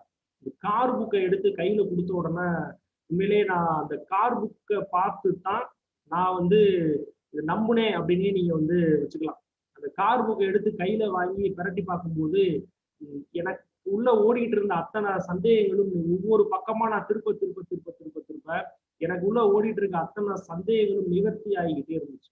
ஏன்னா நான் அந்த பழைய நிறுவனத்துல இதெல்லாம் கேள்விப்பட்டிருக்கேன். எப்படின்னா எங்கேயோ ஒருத்தர் பேரை சொல்லி அங்க அச்சீவ் பண்ணிருக்காங்க, இங்க அச்சீவ் பண்ணிருக்காங்க, அங்க இன்கம் வாங்குறாங்க, இங்க இன்கம் வாங்குறாங்கிறதெல்லாம் கேள்விதான் பட்டிருக்கு ஒழிய கண்ணை யாரையுமே பார்த்ததில்லை. ஆனா இங்க பாத்தீங்கன்னா எல்லாமே போட்டோ எல்லாம் அது ஒரிஜினாலிட்டியா அவங்களுடைய சக்சஸோடு இருக்கு. இப்ப அந்த கார் புக் அந்த டூல் உண்மையிலே வெஸ்டீஜ் வந்து பாத்தீங்கன்னா கிரேட். ஏன்னா அந்த டூல்ஸ் அற்புதமான டூல்ஸ் வந்து, ஏன்னா நான் அங்க வந்து பாத்தீங்கன்னா எல்லாத்தையுமே நாங்களே டைப் பண்ணி போட்டோ போட்டு அதை பிரிண்ட் எடுத்து அதுக்கே தனியா நேரம் வந்து செலவு பண்ணுவோம், ஆல்பம் போட்டு காமிக்கிறதுக்கு. ஆனா இங்க அவ்வளவும் கம்பெனியே அற்புதமா டூல்ஸ் வந்து பக்காவா ரெடி பண்ணி கையில கொடுத்துருக்குறாங்க. டூல்ஸை கொண்டே காமிச்சா மட்டும் போதும் அப்படின்னு நினைச்சேன். அந்த கார் புக்கு தான் என்னை வந்து ஒரு பெரிய ஒரு இதுக்கு உண்டாச்சு. அப்புறம் என்னுடைய குரு, என்னுடைய கார்டன் மிஸ் ராஜேஷ் கண்ணா சாருடைய ஒரு அருமையான அந்த மோட்டிவேஷன் தான். பாப்பா நான் இருக்கேன், நம்ம ஜெயிப்போம், நம்ம அதுல வந்து அனுபவத்தை எடுத்துட்டு வந்திருக்கோம், அந்த அனுபவம் நம்ம வந்து இதுல நம்ம வந்து சக்சஸ் பண்ணுவோம், நம்ம இறங்கி பண்ணுவோம் அப்படின்னு சொல்லி நான் கூட இருக்கேன் அப்படின்னு சொல்லி அவருடைய அந்த உத்வேகம், அந்த உற்சாகம், அவருடைய அன்னைக்கு அவர் எனக்கு கொடுத்த சப்போர்ட் தான் நான் அந்த பிசினஸ்குள்ள இறங்கி பண்ண ஆரம்பிச்சேன். அரை மனசோட இறங்கி பண்ணினேன். மாசம் பொருளை மட்டும் வாங்கினேன். எனக்கு வந்தது பார்த்தீங்கன்னா 11 ரூபா. பொருளை மட்டும் வாங்கிட்டேன். நான் ஏற்கனவே ஒரு கம்பெனில இருந்து உள்ள வந்தாலும் அங்க என்ன தப்பு பண்ணிட்டோம் அப்படின்னா பொருளை பூராமே வித்துக்கிட்டே இருந்தோம். பொருளை பூரா சேல்ஸ் எவ்வளவோ சொன்னாங்க, கேட்கல. பொருள் அழிச்சா போதும், பொருள் அழிச்சா போதும், பொருள் அழிச்சா போதும்னு பண்ணது நெட்வொர்க் மார்க்கெட்டிங். ஆனா செஞ்சது பூராமே சேல்ஸ்மேன் வேலை. பூரா பாலா சார் எவ்வளவோ சொன்னாங்க, ராஜேஸ்வரன் சார் எவ்வளவோ சொன்னாங்க, பொருளை ஃபோக்கஸ் பண்றதுதான் முழு கவனமும் இருந்துச்சு. அப்போ பொருளை பூரா அழிச்சுக்கிட்டே இருந்தோம். அப்ப கம்பெனி க்ளோஸ் பண்ணிட்டாங்க அப்படிங்கிறப்ப நம்ம இங்க வரும்போது என்ன நடந்துச்சு அப்படின்னா அந்த பொருள் தான் வேணும், எனக்கு அந்த பொருள் தான் வேணும், வேற எந்த பொருளும் வேணும்னு சொல்லி பாத்தீங்கன்னா நான் அங்க என்ட்ரி போட்டவங்க எல்லாமே வந்துருவாங்க அப்படின்னு நினைச்சேன். ஆனா ஒன்றும் நடக்கல. அது அப்போ நான் வாங்கின பொருளுக்கு 11 ரூபா வந்துச்சு. நான் அப்புறம் பாலா சார்கிட்ட உட்காந்தேன், ராஜேஸ்வரா சார்கிட்ட உட்காந்தேன். சார் ஸ்கூல்லையாவது ஒரு 500 ரூபா கொடுத்தாங்க சார், எங்கேயோ அதுலயாவது எல்லாத்தையோ பொருளை வித்து அப்படி இப்படின்னாவது ஏதோ 10-20,000 வந்துச்சு. என்ன சார் இது இங்க ஒண்ணுமே வேலை நடக்க மாட்டேங்குது சார், நம்ம ஒரு 11 ரூபா வந்திருக்கு, நான் ஒரு குழந்தையாகி போச்சு, நான் என்ன சார் செய்ய போறேன் அப்படிங்கிறது தான் எனக்கு நிறைய லேர்னிங் வந்து நான் எடுத்துக்கிட்டேன். அப்ப என்னதான் நான் வந்து ஒரு ஒரு ஒரு வேற ஒரு கம்பெனியில இருந்திருந்தாலும், என்னதான் 4 டிகிரி வச்சிருந்தாலும், 2 வருஷம் அதை நான் ஒர்க் பண்ணியிருந்தாலும் இந்த பிளாட்ஃபார்ம் வேற. அப்ப நான் வந்து அந்த முகமுடியை மாட்டிக்கிட்டே நான் உட்கார்ந்துருந்தேன். அதுல எனக்கு எல்லாம் தெரியும். அந்த இந்த ஒரு படத்துல ஜோக் சொன்ன மாதிரி தான், அதான் எனக்கு தெரியுமே, அதான் எனக்கு தெரியுமே அப்படிங்கிற மாதிரி எல்லாமே எனக்கு தெரியுங்கிற முகமுடியை மாட்டிட்டு நான் இங்க உள்ள உட்காரும் போது வெஸ்டேஜுக்குள்ள என்னையால பயணம் செய்ய முடியல. அப்ப அந்த முகமுடியை முதல்ல கழட்டி வைக்கணும். நான் வெஸ்டேஜுக்கு உண்டான முகமுடியை நான் மாட்டினா தான் வெஸ்டேஜில் நான் வந்து பயணம் செய்ய முடியுங்கிறத நான் வந்து என்னுடைய மென்டர் ராஜேஸ்வரா சார் வந்து தெளிவாக புரிய வச்சாங்க. அப்ப இந்த இண்டஸ்ட்ரியில இந்த வெஸ்டேஜ் பிளாட்ஃபார்ம்ல நம்ம என்ன பண்ணணும், என்ன செய்ய முடியும், இங்க என்ன பிளான், என்ன அந்த பிளானை வந்து பக்காவா எனக்கு வந்து அழகா புரிய வச்சாங்க. பாலா சார் வந்து அருமையான ஒரு செமினார் வந்து அரேஞ்ச் பண்ணி கொடுத்தாங்க, ஒரு மீட்டிங் அரேஞ்ச் பண்ணி கொடுத்தாங்க. அந்த மீட்டிங்ல அந்த பிசினஸ் பிளானை வந்து பக்காவா எக்ஸ்பிளைன் பண்ணாங்க. அப்ப நான் ஒரு முடிவு பண்ணேன், சரி நம்ம வந்து ஃபாஸ்டா டைரக்டரை வந்து சொல்றாங்களே முதல்ல நம்ம ஃபாஸ்டா டைரக்டர் முடிப்போம்னு சொல்லி அது எப்படி முடிச்சேன் அப்படிங்கிறதுலாம் எனக்கு வந்து தெரியல. ஃபாஸ்டா டைரக்டர் வந்து முடிச்சேன். கடைசியில 300 பாயிண்ட் 400 பாயிண்ட் பற்றாக்குறை இருந்து அது முட்டி மோதி அடிச்சு பிடிச்சு ஒரு ஒரு அங்கீகாரம், டைரக்டர் அப்படிங்கிற ஒரு அங்கீகாரம் வந்து அச்சீவ் பண்ணியாச்சு. டைரக்டர் ஆனதுக்கு அப்புறம் அடுத்த லெவல் மெயின்டைன் பண்ணணும், அடுத்தடுத்த லெவல் நம்ம போகணும் இல்லையா? அதுக்கு வந்து பாத்தீங்கன்னா நிறைய தடங்கல்கள் வர ஆரம்பிச்சிச்சு. டீமை வந்து சேகரிக்கிறதுல வந்து அதிகமான எஃபர்ட் வந்து நான் வந்து கொடுக்க ஆரம்பிச்சேன். நிறைய ஃபீல்டு ஒர்க் வந்து நிறைய வந்து ஃபீல்டு ஒர்க் வந்து பண்ண ஆரம்பிச்சேன். ஏன்னா அங்க நான் பண்ணிட்டு இருந்தது வந்து சேல்ஸ் கான்செப்ட். அப்ப இங்க வந்து டீம் எடுக்கணும் அப்படிங்கிறதுல மட்டும் நான் வந்து உறுதியா இருந்தேன். அப்போ ஃபீல்டு ஒர்க் ஸ்டார்ட் பண்ணும்போது பாத்தீங்கன்னா வரவும் செலவும் சரியா இருக்கு. இப்போ நான் 12,000 ரூபா வருது வந்திருக்கு. நான் வந்து ஃபேமிலியை ரன் பண்ணணும். எனக்கு வந்து ஃபீல்டு ஒர்க்குக்கும் எனக்கு வந்து நான் வந்து பணம் செலவு பண்ண வேண்டியது இருக்கு. கடுமையான ஃபீல்டு ஒர்க் பண்ணேங்க. உண்மையிலே வந்து இப்போ சாப்பிட கூட வந்து நேரம் இருக்காது. பெரும்பாலான நேரங்கள்ல காலையில 7 மணிக்கே நான் வந்து ஃபீல்டுக்கு வந்து கிளம்பிடுவேன். பிளான் காமிச்சுக்கிட்டே இருப்பேன். சலிக்காம வந்து பிளான் காமிப்பேன். 15 பிளான் 20 பிளான்லாம் காமிச்ச நாட்கள்லாம் எனக்கு நல்லா ஞாபகம் இருக்கு. 5 ஹூம் மீட்டிங் 6 ஹூம் மீட்டிங் எடுத்த காலங்கள்லாம் எனக்கு வந்து என் கண்ணாடி வந்து வந்துட்டு போகுது. நிறைய ஹார்ட் ஒர்க் பண்ணேன். கீழே ஒரு டீமை வந்து கொஞ்சம் கொஞ்சமா சேகரிக்க ஆரம்பிச்சேன். இப்ப நான் சொன்னவங்க எல்லாமே ஜாயின் பண்ணி உள்ள வந்துட்டாங்கன்னா இல்ல, சத்தியமா இல்ல. வந்து உள்ள வந்து நான் ஏற்கனவே நான் வேற ஒரு பேரை சொல்லி இந்துஸ்தான் லெவல் அப்படின்னு சொல்லி நான் சில விஷயங்கள் பண்ணி நெகட்டிவ் பண்ணி வச்சிருந்ததுனால இப்ப நான் எல்லாமே ஒதுக்கிட்டாங்க.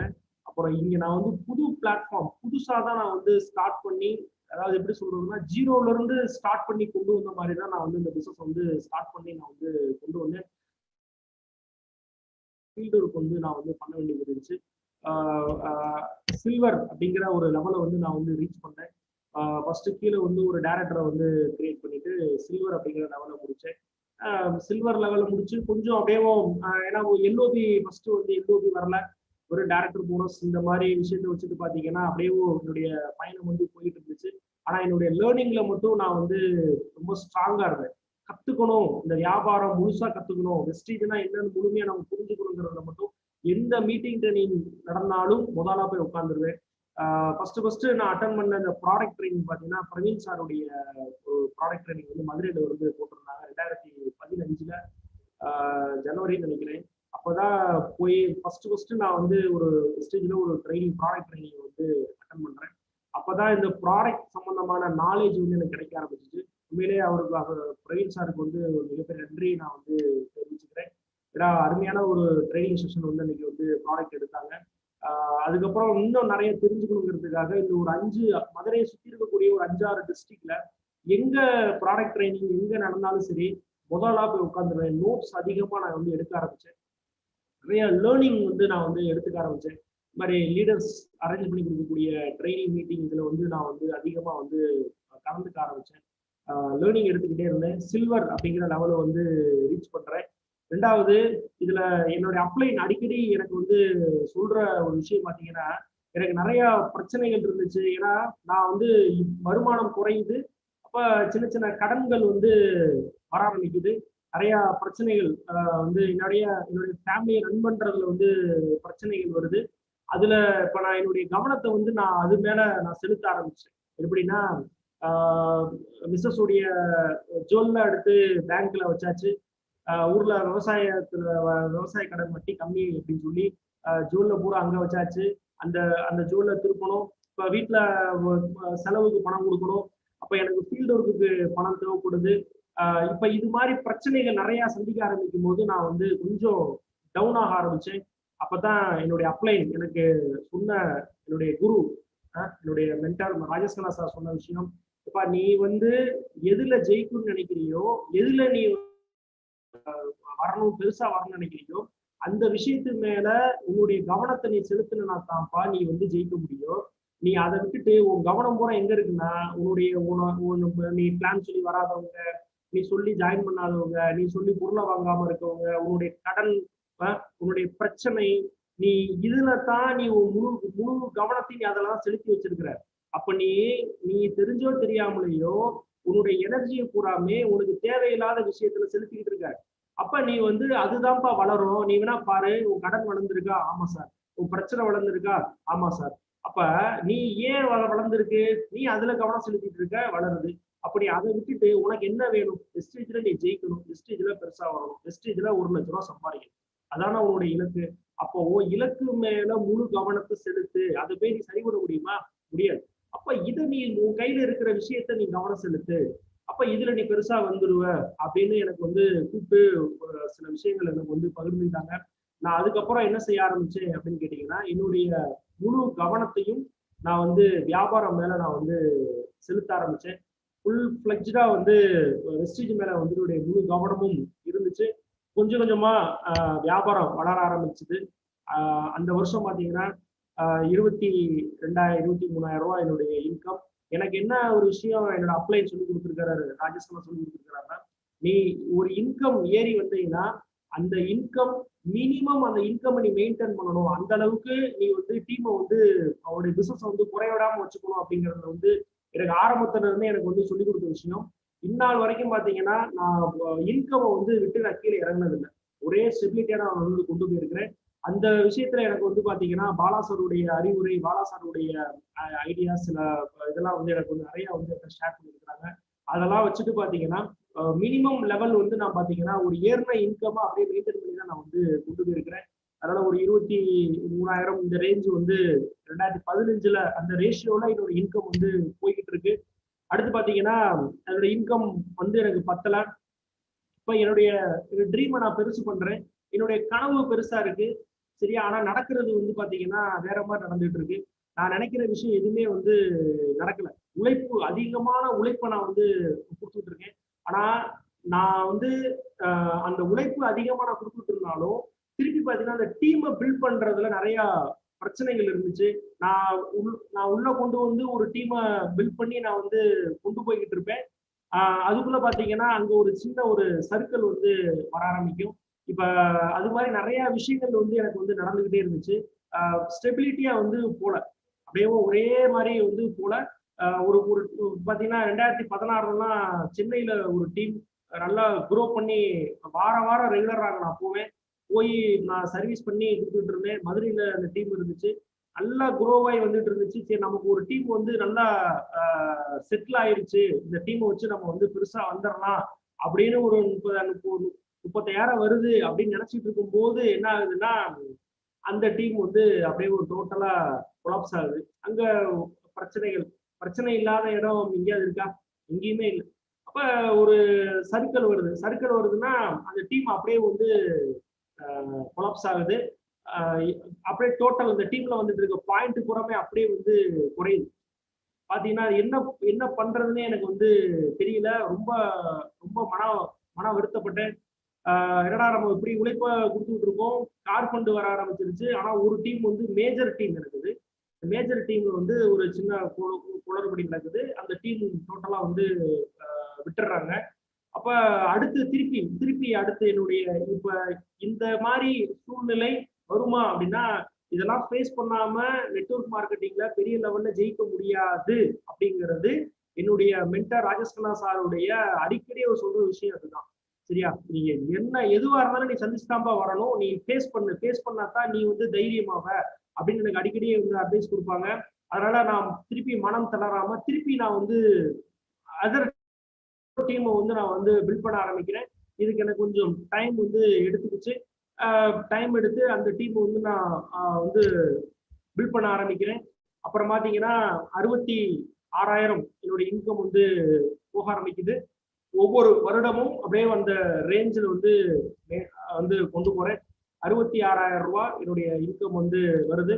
அடுத்து பாத்தீங்கன்னா டைமண்ட் அப்படிங்கிற ஒரு லெவல் வந்து நான் ரீச் பண்ணேன். டைமண்ட் முடிச்சுட்டு கார், ஏன் ஃபர்ஸ்ட் கார் அப்படின்னு நான் போடுறேன் அப்படின்னா, வெஸ்டீஜ்ல தான் நம்ம எவ்வளவு கார் ஒன்று எடுக்கலாமே. அதனால ஃபர்ஸ்ட் கார்னு போட்டிருக்கேன். கூடிய சீக்கிரம் வந்து என்னுடைய செகண்ட் கார் நான் வந்து ஒரு ப்ரீமியம் கார் வந்து நான் வெஸ்டீஜ்ல நான் வந்து பிளான் பண்ணிட்டு இருக்கேங்க. ஒரு ஒரு 45 lakhsல இந்த ஒரு 3 to 4 monthsல என்னுடைய ஒரு ப்ரீமியம் கார் கண்டிப்பா வெஸ்டீஜ்ல நான் வந்து எடுக்க போறேன். கண்டிப்பா இந்த இடத்துல வந்து மை செகண்ட் கார் அப்படின்னு போட்டு அந்த ஒரு 50 lakhs ஒர்த் ஆஃப் அந்த கார் வந்து கண்டிப்பா இந்த இடத்துல இருக்கும்.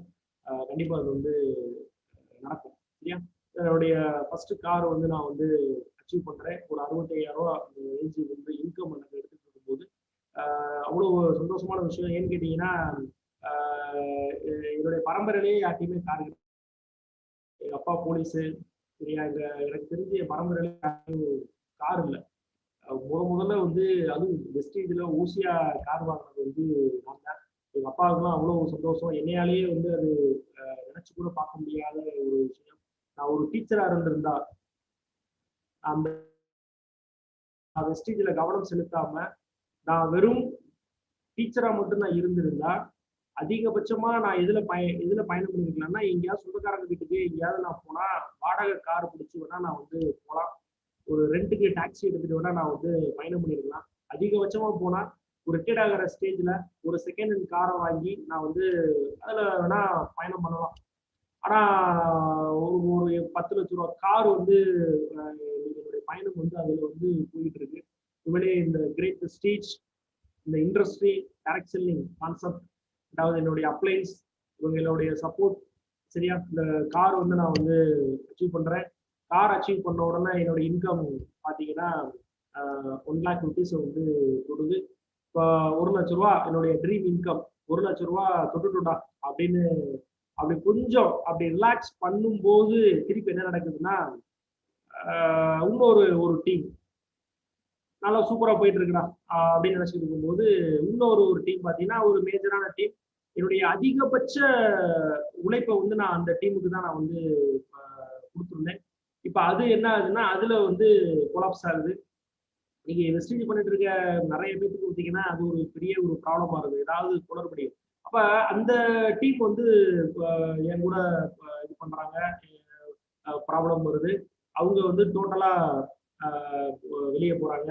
நிறைய பிரச்சனைகள். அதுல என்ன ஆகுதுன்னு பாத்தீங்கன்னா நான் பயங்கரமான உண்மையிலேயே வந்து அந்த சூழ்நிலையில ஒரு மேஜர் டீம் அதிகபட்ச உழைப்பு நான் வந்து அங்க நான் வந்து கொடுத்துருக்கிறேன். அப்ப என்னுடைய அப்ளைன் சொல்றாரு, அப்பா நீ வந்து நீ ஸ்ட்ராங்கா வந்து டிசிஷன் எடுத்து நீ அதர் டீம் வந்து பில்ட் பண்ணு, நீ புது நபர்களை வந்து சந்திக்க ஆரம்பி, ஆனா இன்னும் இன்னும் அடுத்த கட்டத்துக்கு நீ வந்து பிசினஸ் வந்து மூவ் பண்ணி கொண்டு போன்னு சொல்லிட்டு நிறைய ஐடியாஸ் வந்து கொடுக்குறாங்க. அப்பயும் மனம் தளராம நான் என்ன பண்றேன்னா அடுத்த கட்டத்துக்கு மூவ் வந்து நான் வந்து எடுக்கிறேன். நிறைய பிளான் இந்த டயத்துல வந்து நிறைய பிளான் வந்து நான் வந்து காமிக்க ஆரம்பிக்கிறேன். புது நபர்கள் நிறைய டீமுக்குள்ள வந்து புது புது நபர்கள், அதான் சொல்லுவாங்க இல்லையா, நீ பழைய ஆட்களே பார்த்துட்டு உட்கார்ந்து இருந்தீங்கன்னா என்ன நடக்குமோ அதான் நடக்கும் அப்படின்னு அப்படியே அடிக்கடி இந்த வாசம் சொல்லுவாரு. அதனால புது நபர்களை அதிகமா நான் வந்து சந்திக்க ஆரம்பிச்சேன். கார் அச்சீவ் பண்ணதுக்கு அப்புறம் பாத்தீங்கன்னா புது நபரை நிறைய நான் சந்திக்க ஆரம்பிச்சு புதுசா வந்து ஒரு 5 டீம் வந்து புது டீம் வந்து நான் வந்து பில்ட் பண்றேன். அந்த புது டீமை நான் வந்து பில்ட் பண்ண ஆரம்பிச்சதுக்கு அப்புறம் தான் என்னோட இன்கம் வந்து பாத்தீங்கன்னா கொஞ்சம் கொஞ்சமா நான் வந்து என்னோட இன்கம் வந்து ரைஸ் ஆக ஆரம்பிச்சிச்சு. 2020 ஃபர்ஸ்ட் என்னுடைய தாய்லாந்து ட்ரிப்பு வந்து பாத்தீங்கன்னா நான் வந்து போறேன். என்னுடைய டீம்ல வந்து ஒரு 3 பேர் என் கூட அந்த ட்ரிப்புக்கு வந்து வர்றாங்க. அந்த ட்ரிப்பு வந்து ஃபர்ஸ்ட் வெஸ்டேஜினுடைய ஃபர்ஸ்ட் ஃபாரின் ட்ரிப்பு. கரெக்டா வந்து இந்த ட்ரிப்பு போயிட்டு ஒரு வாரம் பயங்கரமான என்ஜாய்மெண்ட்.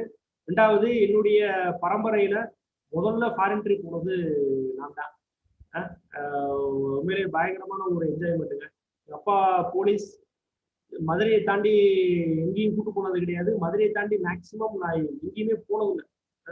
ஒரு கொடைக்கானல் கூட பாத்தீங்கன்னா என்னுடைய அப்ளைன் ராஜேஷ் கண்ணா சார் தான் ஒரு செமினார் அங்க வந்து அங்க வைப்பாங்க. அந்த செமினார் வைக்கும்போது தான் அவர் புண்ணியத்துல இந்த வெஸ்டீஜ் மூலியமா ஒரு செமினார் அட்டன் பண்றதுக்காக தான் கொடைக்கானலே போய் நான் பார்த்துட்டு வந்தேன். எங்கேயும் நான் போனதே கிடையாது. சரியா? அது மாதிரி சூழ்நிலையில வெஸ்டீஜ் வந்து எனக்கு அந்த தாய்லாந்து ட்ரிப்புங்கிறது உண்மையிலேயே எனக்கு வந்து ஒரு பெரிய ஒரு விஷயம். தாய்லாந்து ட்ரிப்பு ஒரு வாரம் போயிட்டு வந்தோம். ஒரு வாரம் போயிட்டு வந்த உடனே என்ன நடக்குது அப்படின்னா கரெக்டா கொரோனா இஷ்யூ. நாள் என்ன பண்ணினாங்க அப்படின்னா என் வீட்டுல வந்து ஒரு பெரிய போஸ்ட் ஊட்டிட்டாங்க. தனிமைப்படுத்தப்பட்ட நபர், இவர் வந்து ஃபாரின் போயிட்டு வந்ததுனால தனிமைப்படுத்தப்பட்ட நபர், வீட்டை விட்டு வெளியே போகக்கூடாது அப்படின்னு. எங்கேயுமே வெளியேற முடியாது. டெய்லி காலைல மருந்தடிக்க ஆள் வந்துருவாங்க. வந்து அட்டரன்ஸ், நீ வீட்டுல தான் இருக்கேன் எங்கேயும் போகல அப்படின்னு. என்னடா இப்பதான் கொஞ்சம் வந்து ஒரு டீம் எல்லாம் சரி பண்ணி பில்ட் பண்ணி வச்சு நம்ம ஒரு ஒரு செட்டில்மெண்ட் ஆயிரலாம் அப்படின்னு நினைக்கும் போது இப்படி ஒரு சூழ்நிலை வருதே அப்படின்னு வந்து ரொம்ப அது பயங்கரமான ஒரு ப்ரெஷர் வந்து எனக்கு வந்து வர ஆரம்பிச்சிச்சு. ஆனா அதுக்கு அந்த டயத்துல தான் நான் வந்து இந்த ஆன்லைனை வந்து நான் வந்து கரெக்டா வந்து யூஸ் பண்ணேன். இந்த ஜூம் வந்து நிறைய அதுல வந்து பாத்தீங்கன்னா நிறைய சிஎன்டி, நிறைய ட்ரைனிங், டெய்லி ஒரு சிஎன்டி வந்து அதுல வந்து நான் வந்து பண்ண ஆரம்பிச்சேன். நிறைய ட்ரைனிங்ஸ் வந்து கொடுக்க ஆரம்பிச்சேன். ஏன்னா வீட்டில் தானே இருக்கிறோம், நிறைய அந்த ஆன்லைனை வந்து யூஸ் பண்ண ஆரம்பிச்சேன். கொரோனா டயத்துல வேலை எல்லாத்துக்கும் வேலை போச்சு, பாதுகாப்பு இன்மை உருவாச்சு. கோடிக்கணக்கில் இன்வெஸ்ட்மெண்ட் பண்ணி பிசினஸ் பண்ணிட்டு இருந்தவங்களுக்கும் அந்த கொரோனா டயத்துல வருமானம் போச்சு, தொழில் பாதிப்பு.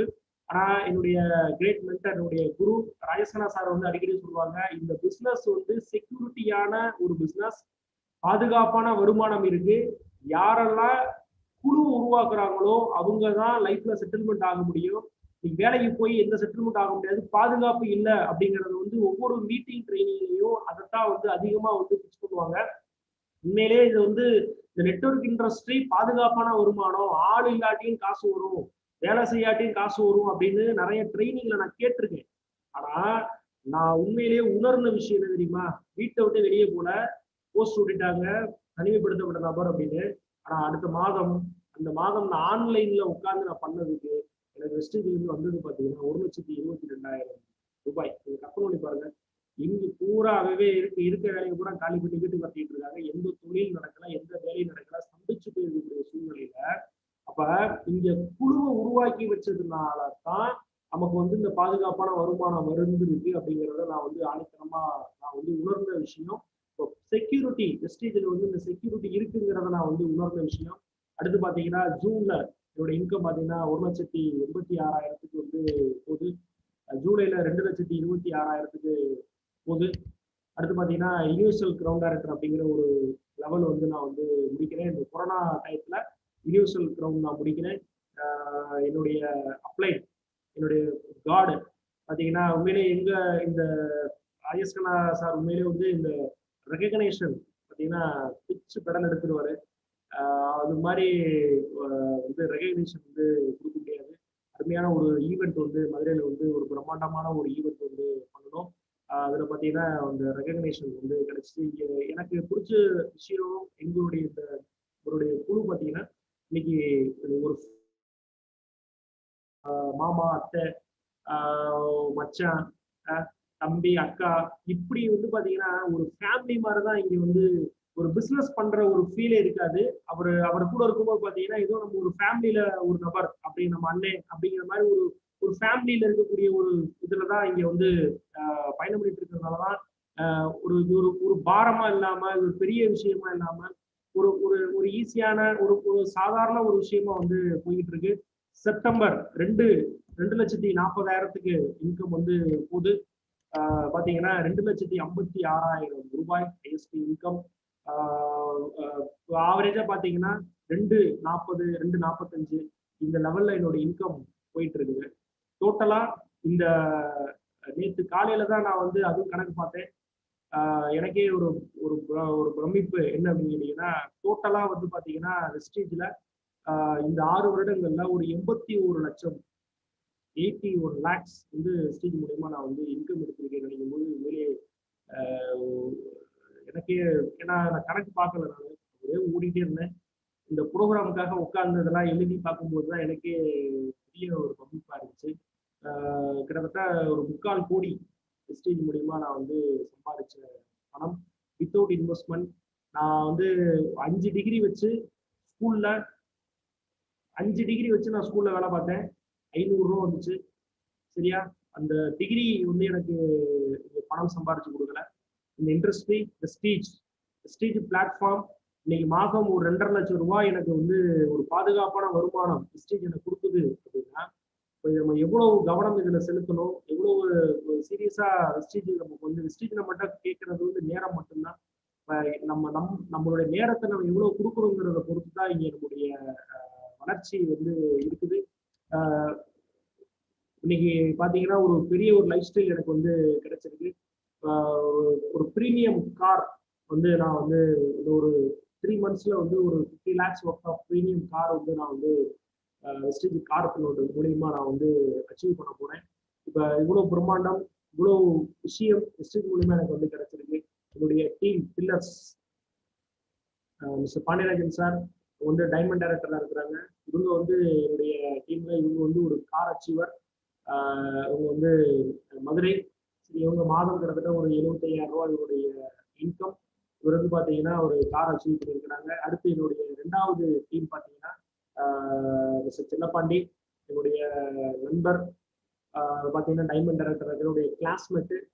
ஆக்சுவலாக இவர் வந்து பார்த்தீங்கன்னா இன்னைக்கு மாதம் ஒரு 60,000 ரூபாய் இன்கம். இன்னைக்கு வந்து இவர் ஒரு கார் அச்சீவ் பண்ணியிருக்கிறாரு. அடுத்து இந்த டீம்ல இது என்னுடைய 2வது டீம். இந்த டீம்ல நிறைய அச்சீவர்ஸ் இருக்கிறாங்க, நிறைய ஸ்டார் டைரக்டர்ஸ் இருக்கிறாங்க. இது பார்த்தீங்கன்னா நீலவேணி குறுகிய காலத்துல இன்னைக்கு வந்து டைமண்ட் அப்படிங்கிற லெவலில் வந்து என்னுடைய 2வது டீம்ல வந்து அச்சீவ் பண்ணியிருக்கிறாங்க. ஹஸ்பண்ட் ஒய்ஃபா சூப்பரா பண்ணிட்டு இருக்கிறாங்க. அடுத்து என்னுடைய 3வது டீம் பார்த்தீங்கன்னா அன்பு செல்வம். டீம்ல என்னுடைய அண்ணன் சொல்லலாம், மூத்த அண்ணன் சொல்லலாம். இப்போ இந்த படத்துல எல்லாம் ஒரு படத்துலயும் திடீர்னு ஒரு விஷயம், ஒரு நபர் வந்து அப்படியே வாழ்க்கையை மாற்றுவார்ல, அது மாதிரி அப்படியே ஸ்மூத்தா அப்படியே ஒண்ணுமே இல்லாம போயிட்டு இருந்த என்னுடைய பிசினஸ் லைஃப்ல ஒரு பெரிய டேர்னிங் பாயிண்ட் வந்து கொடுத்தவர் பார்த்தீங்கன்னா அன்புச்செல்வன் சார் தான். உண்மையிலேயே அவர் உள்ள வந்ததுக்கு அப்புறம் தான் பிசினஸ் வந்து சூடுபிடிக்க ஆரம்பிச்சிச்சு, சூப்பரா போக ஆரம்பிச்சிச்சு. அவருக்கு வந்து ஒரு மனதார ஒரு பாராட்டு நான் தெரிவிச்சுக்கிறேன். அவருடைய குழுல பார்த்தீங்கன்னா மிஸ்டர் ஜெகன், அவர் வந்து கிரவுன் அப்படிங்கிற லெவல் இருக்கிறாரு. அவர் வந்து ஒரு 2 வீலர் மெக்கானிக். அவர் வந்து இன்னைக்கு மாதம் கிட்டத்தட்ட 1,40,000 ரூபாய் அவருடைய இன்கம் ஒரு அச்சீவ் பண்ணியிருக்கிறாரு. அடுத்து ஜீனத் மேடம், ஒரு அருமையான ஒரு சகோதரி. அவங்க வந்து பார்த்தீங்கன்னா இன்னைக்கு டைமண்ட் அப்படிங்கிற லெவலில் இருக்கிறாங்க. அவங்க வந்து ஒரு கார் அச்சீவ் பண்ணியிருக்கிறாங்க. அவங்களுக்கு கீழே 2 டைமண்ட் வந்து இருக்கிறாங்க. நூர்ஜஹான் மேடம் சூப்பரா இன்னைக்கு இந்த பிசினஸ் வந்து பண்ணிட்டு இருக்கிறாங்க. லட்சுமி ஸ்ரீ மேடம், அவங்களும் டைமண்ட் அப்படிங்கிற லெவலில் இருக்கிறாங்க. இது வந்து 3வது டீம். இது எல்லாமே ஒரு ஃபேமிலியாக தான் நாங்கள் வந்து கொண்டு போயிட்டு இருக்கோம். அடுத்து என்னுடைய 4வது பில்லர் அப்படின்னா மிஸ்டர் சுரேஷ், உடற்பிரவா சகோதரர், கோல்ட் டைரக்டராக இருக்கிறாங்க. அவங்க வந்து சூப்பராக அந்த வியாபாரத்தை வந்து ஃபேமிலியாக பண்ணிட்டு இருக்கிறாங்க.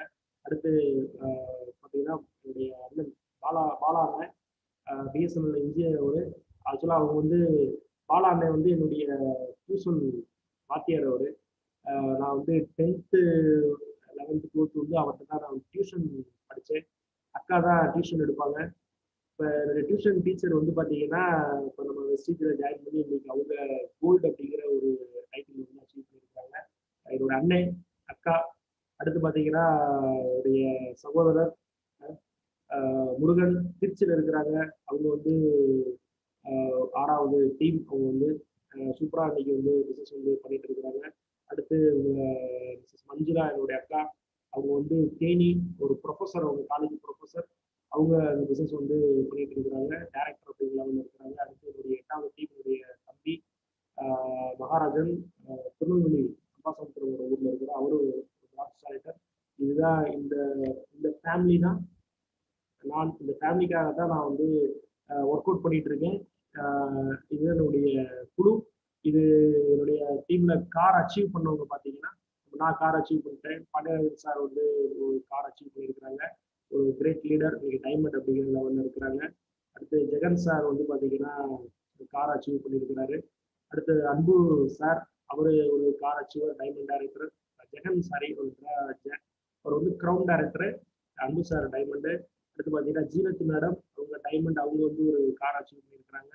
அடுத்து பார்த்தீங்கன்னா செல்லப்பாண்டியனுடைய கிளாஸ்மேட் இவர் வந்து ஒரு கார் அச்சீவர். அதாவது நான் என்ன பண்ணனேன் அப்படின்னா, உட்கார்ந்துட்டு வாய்ப்பு வரும் வாய்ப்பு வரும் வாய்ப்பு வரும் அப்படின்னு வாய்ப்பு வர்ற வரைக்கும் நான் உட்கார்ந்து வேடிக்கை பார்த்துட்டு இல்லை. நான் வந்து பார்த்தீங்கன்னா இந்த 6 வருடங்கள் வெஸ்டீஜுக்குள்ள நான் ஒவ்வொரு வாய்ப்பையும் உருவாக்கி உருவாக்கி உருவாக்கி தான் நான் அச்சீவ் பண்ணியிருக்கிறேன் ஒழிய என்னைய தேடி எந்த வாய்ப்பும் வரல. என்னைய தேடி யாருமே வந்து நீ நான் உங்ககிட்ட ஜாயின் பண்ணிக்கிறேன், நான் வந்து சூப்பரா பிசினஸ் பண்றேன் அப்படின்னு இன்னைக்கு வரைக்கும் யாருமே சொன்னதில்லை. ஒவ்வொரு வாய்ப்பையும் நான் வந்து உருவாக்கி உருவாக்கி உருவாக்கி தான் நான் வந்து அச்சீவ் பண்ணி வந்திருக்கிறேங்க. இது வந்து இதுதான் வந்து முக்கியமான விஷயம். இன்னைக்கு நான் பார்த்த வரைக்கும் பார்த்தீங்கன்னா யாருமே வந்து ஜாயின் பண்ண மாட்டேங்கிறாங்க, யாருமே வரல, எனக்கு எதுவுமே அமைய மாட்டேங்குது அப்படின்னு தான் சொல்றாங்க ஒழிய நான் முயற்சி எடுக்கல, நான் வந்து அதை தேடலை, நான் வந்து அதை உருவாக்கல, நான் கத்துக்கல அப்படின்னு யாருமே சொல்ல மாட்டேங்கிறாங்க. அப்ப நான் வந்து அது அப்படிதான் சொல்லலை, எனக்கு கிடைக்கலன்னு சொல்லலை, நான் உருவாக்கல, நான் கத்துக்கல, நான் தெரிஞ்சுக்கல, நான் சொன்னதுனாலதான் நான் அதை செய்ய ஆரம்பிச்சேன். நான் உருவாக்குனதுனாலதான் இந்த மாதம் இந்த 2.5 லட்சம் ரூபாய் அப்படிங்கிறது பாத்தீங்கன்னா நான் ஒவ்வொன்றையும் உருவாக்குன விஷயம்தான். எதுவுமே எனக்கு வந்து தானா வந்து எதுவுமே எனக்கு வந்து அமையல.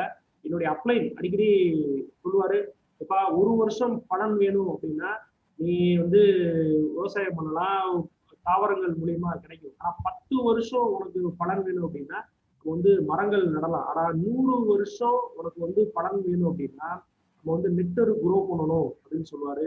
இப்ப இந்த நெட்வொர்க் குரோ பண்ணாதான் நம்ம மிகப்பெரிய பலன், மிகப்பெரிய ஒரு ஒரு ஒரு வாழ்க்கை தரத்துக்குள்ள வந்து நம்ம வந்து போக முடியும். அந்த அருமையான அந்த நெட்வொர்க்கை உருவாக்குற விஷயத்தை தான் இன்னைக்கு வந்து பாத்தீங்கன்னா நமக்கு வெஸ்டீஜ் அப்படிங்கிற அந்த அருமையான அந்த பிளாட்ஃபார்ம் நமக்கு வந்து கிடைச்சிருக்கு. ரெண்டாவது நிறைய புக்ஸ் நான் படிச்சுக்கிட்டே இருக்கேன். நிறைய புக் படிச்சுக்கிட்டே இருக்கேன். காரணம் என்ன அப்படின்னா நம்மளுடைய லேர்னிங் தான் இங்க வந்து பாத்தீங்கன்னா நம்மளோட ஏர்னிங்ஸை வந்து நிர்ணயிக்குது அப்படிங்கிறத நான் புரிஞ்சுக்கிட்டேன். இதனுடைய அப்ளைன் ராஜேஷ்கண்ணா சார் எனக்கு சொல்ற விஷயம், அவர் பாத்தீங்கன்னா எவ்ரி ஒரு 3 to 4 months ஒன்ஸ் ஒரு புக்கு பேர் சொல்லுவாரு, இந்த புக்கை படிங்க அப்படிம்பாரு. நான் அவரு எந்த புக்கு பேரை சொல்றாருங்கிறதுக்காகவே நான் வந்து வெயிட் பண்ணிட்டு இருப்பேன். சொல்ற புக்கை வாங்கி படிச்சுவேன். ஒருவேளை இப்படி கூட இருக்கலாம், நான் அதிகமா அவர் சொன்ன புக்கை படிச்சதுனால கூட எனக்கு அதுல ஜெயிச்சே அப்படின்னு கூட என்னால ஆணித்தரமா நான் வந்து சொல்ல முடியுங்க. எவ்வளவுக்கு எவ்வளவு நம்ம வந்து லேர்ன் பண்ணிக்கிறோமோ அவ்வளவுக்கு எவ்வளவு நம்ம இந்த வியாபாரத்துல பெரிய லெவல்ல நம்ம வந்து ஏர்ன் பண்ண முடியும் அப்படிங்கிறது என்னுடைய கருத்து. இப்ப the secret of your future is hidden in your daily routine.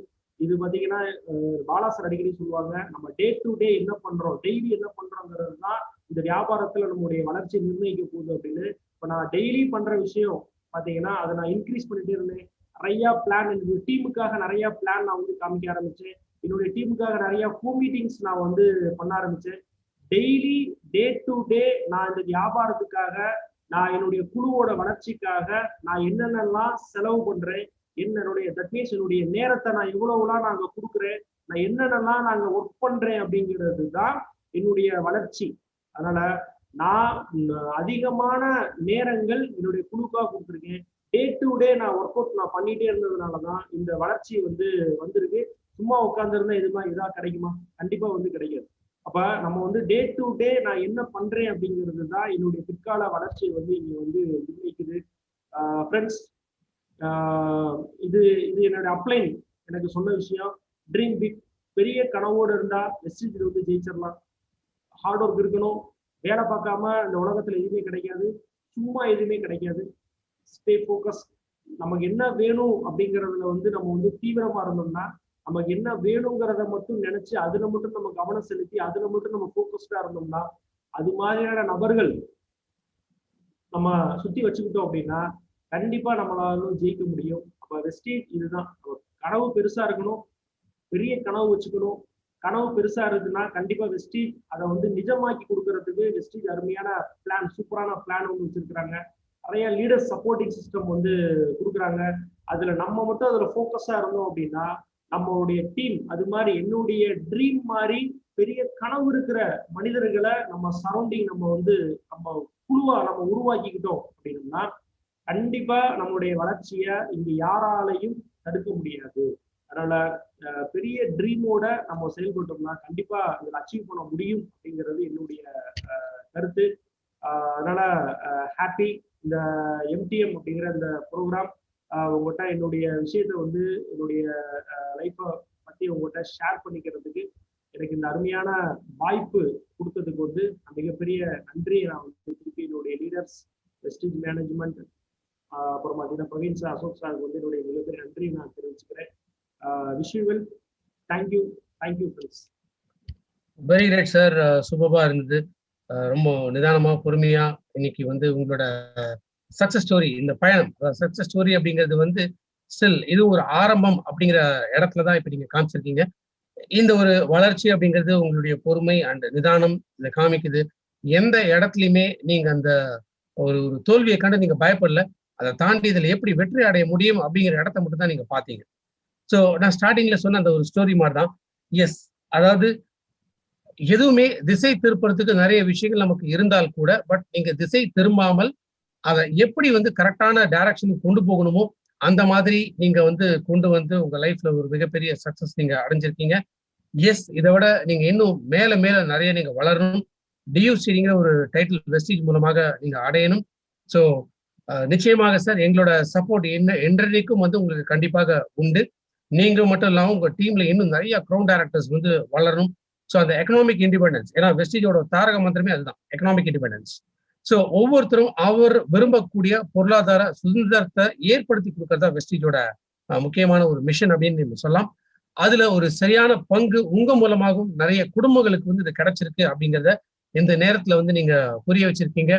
ரொம்ப ரொம்ப நன்றிங்க சார். ஏன்னா நான் கேட்ட ஒரு ஷார்ட் நோட்டீஸ்ல உங்களை கேட்ட உடனே இமீடியட்டா உங்களை நீங்க தயார்படுத்திட்டு இன்னைக்கு வந்து எங்களுக்காக இந்த நேரத்தை ஒதுக்கி நீங்க கொடுத்துருக்கீங்க.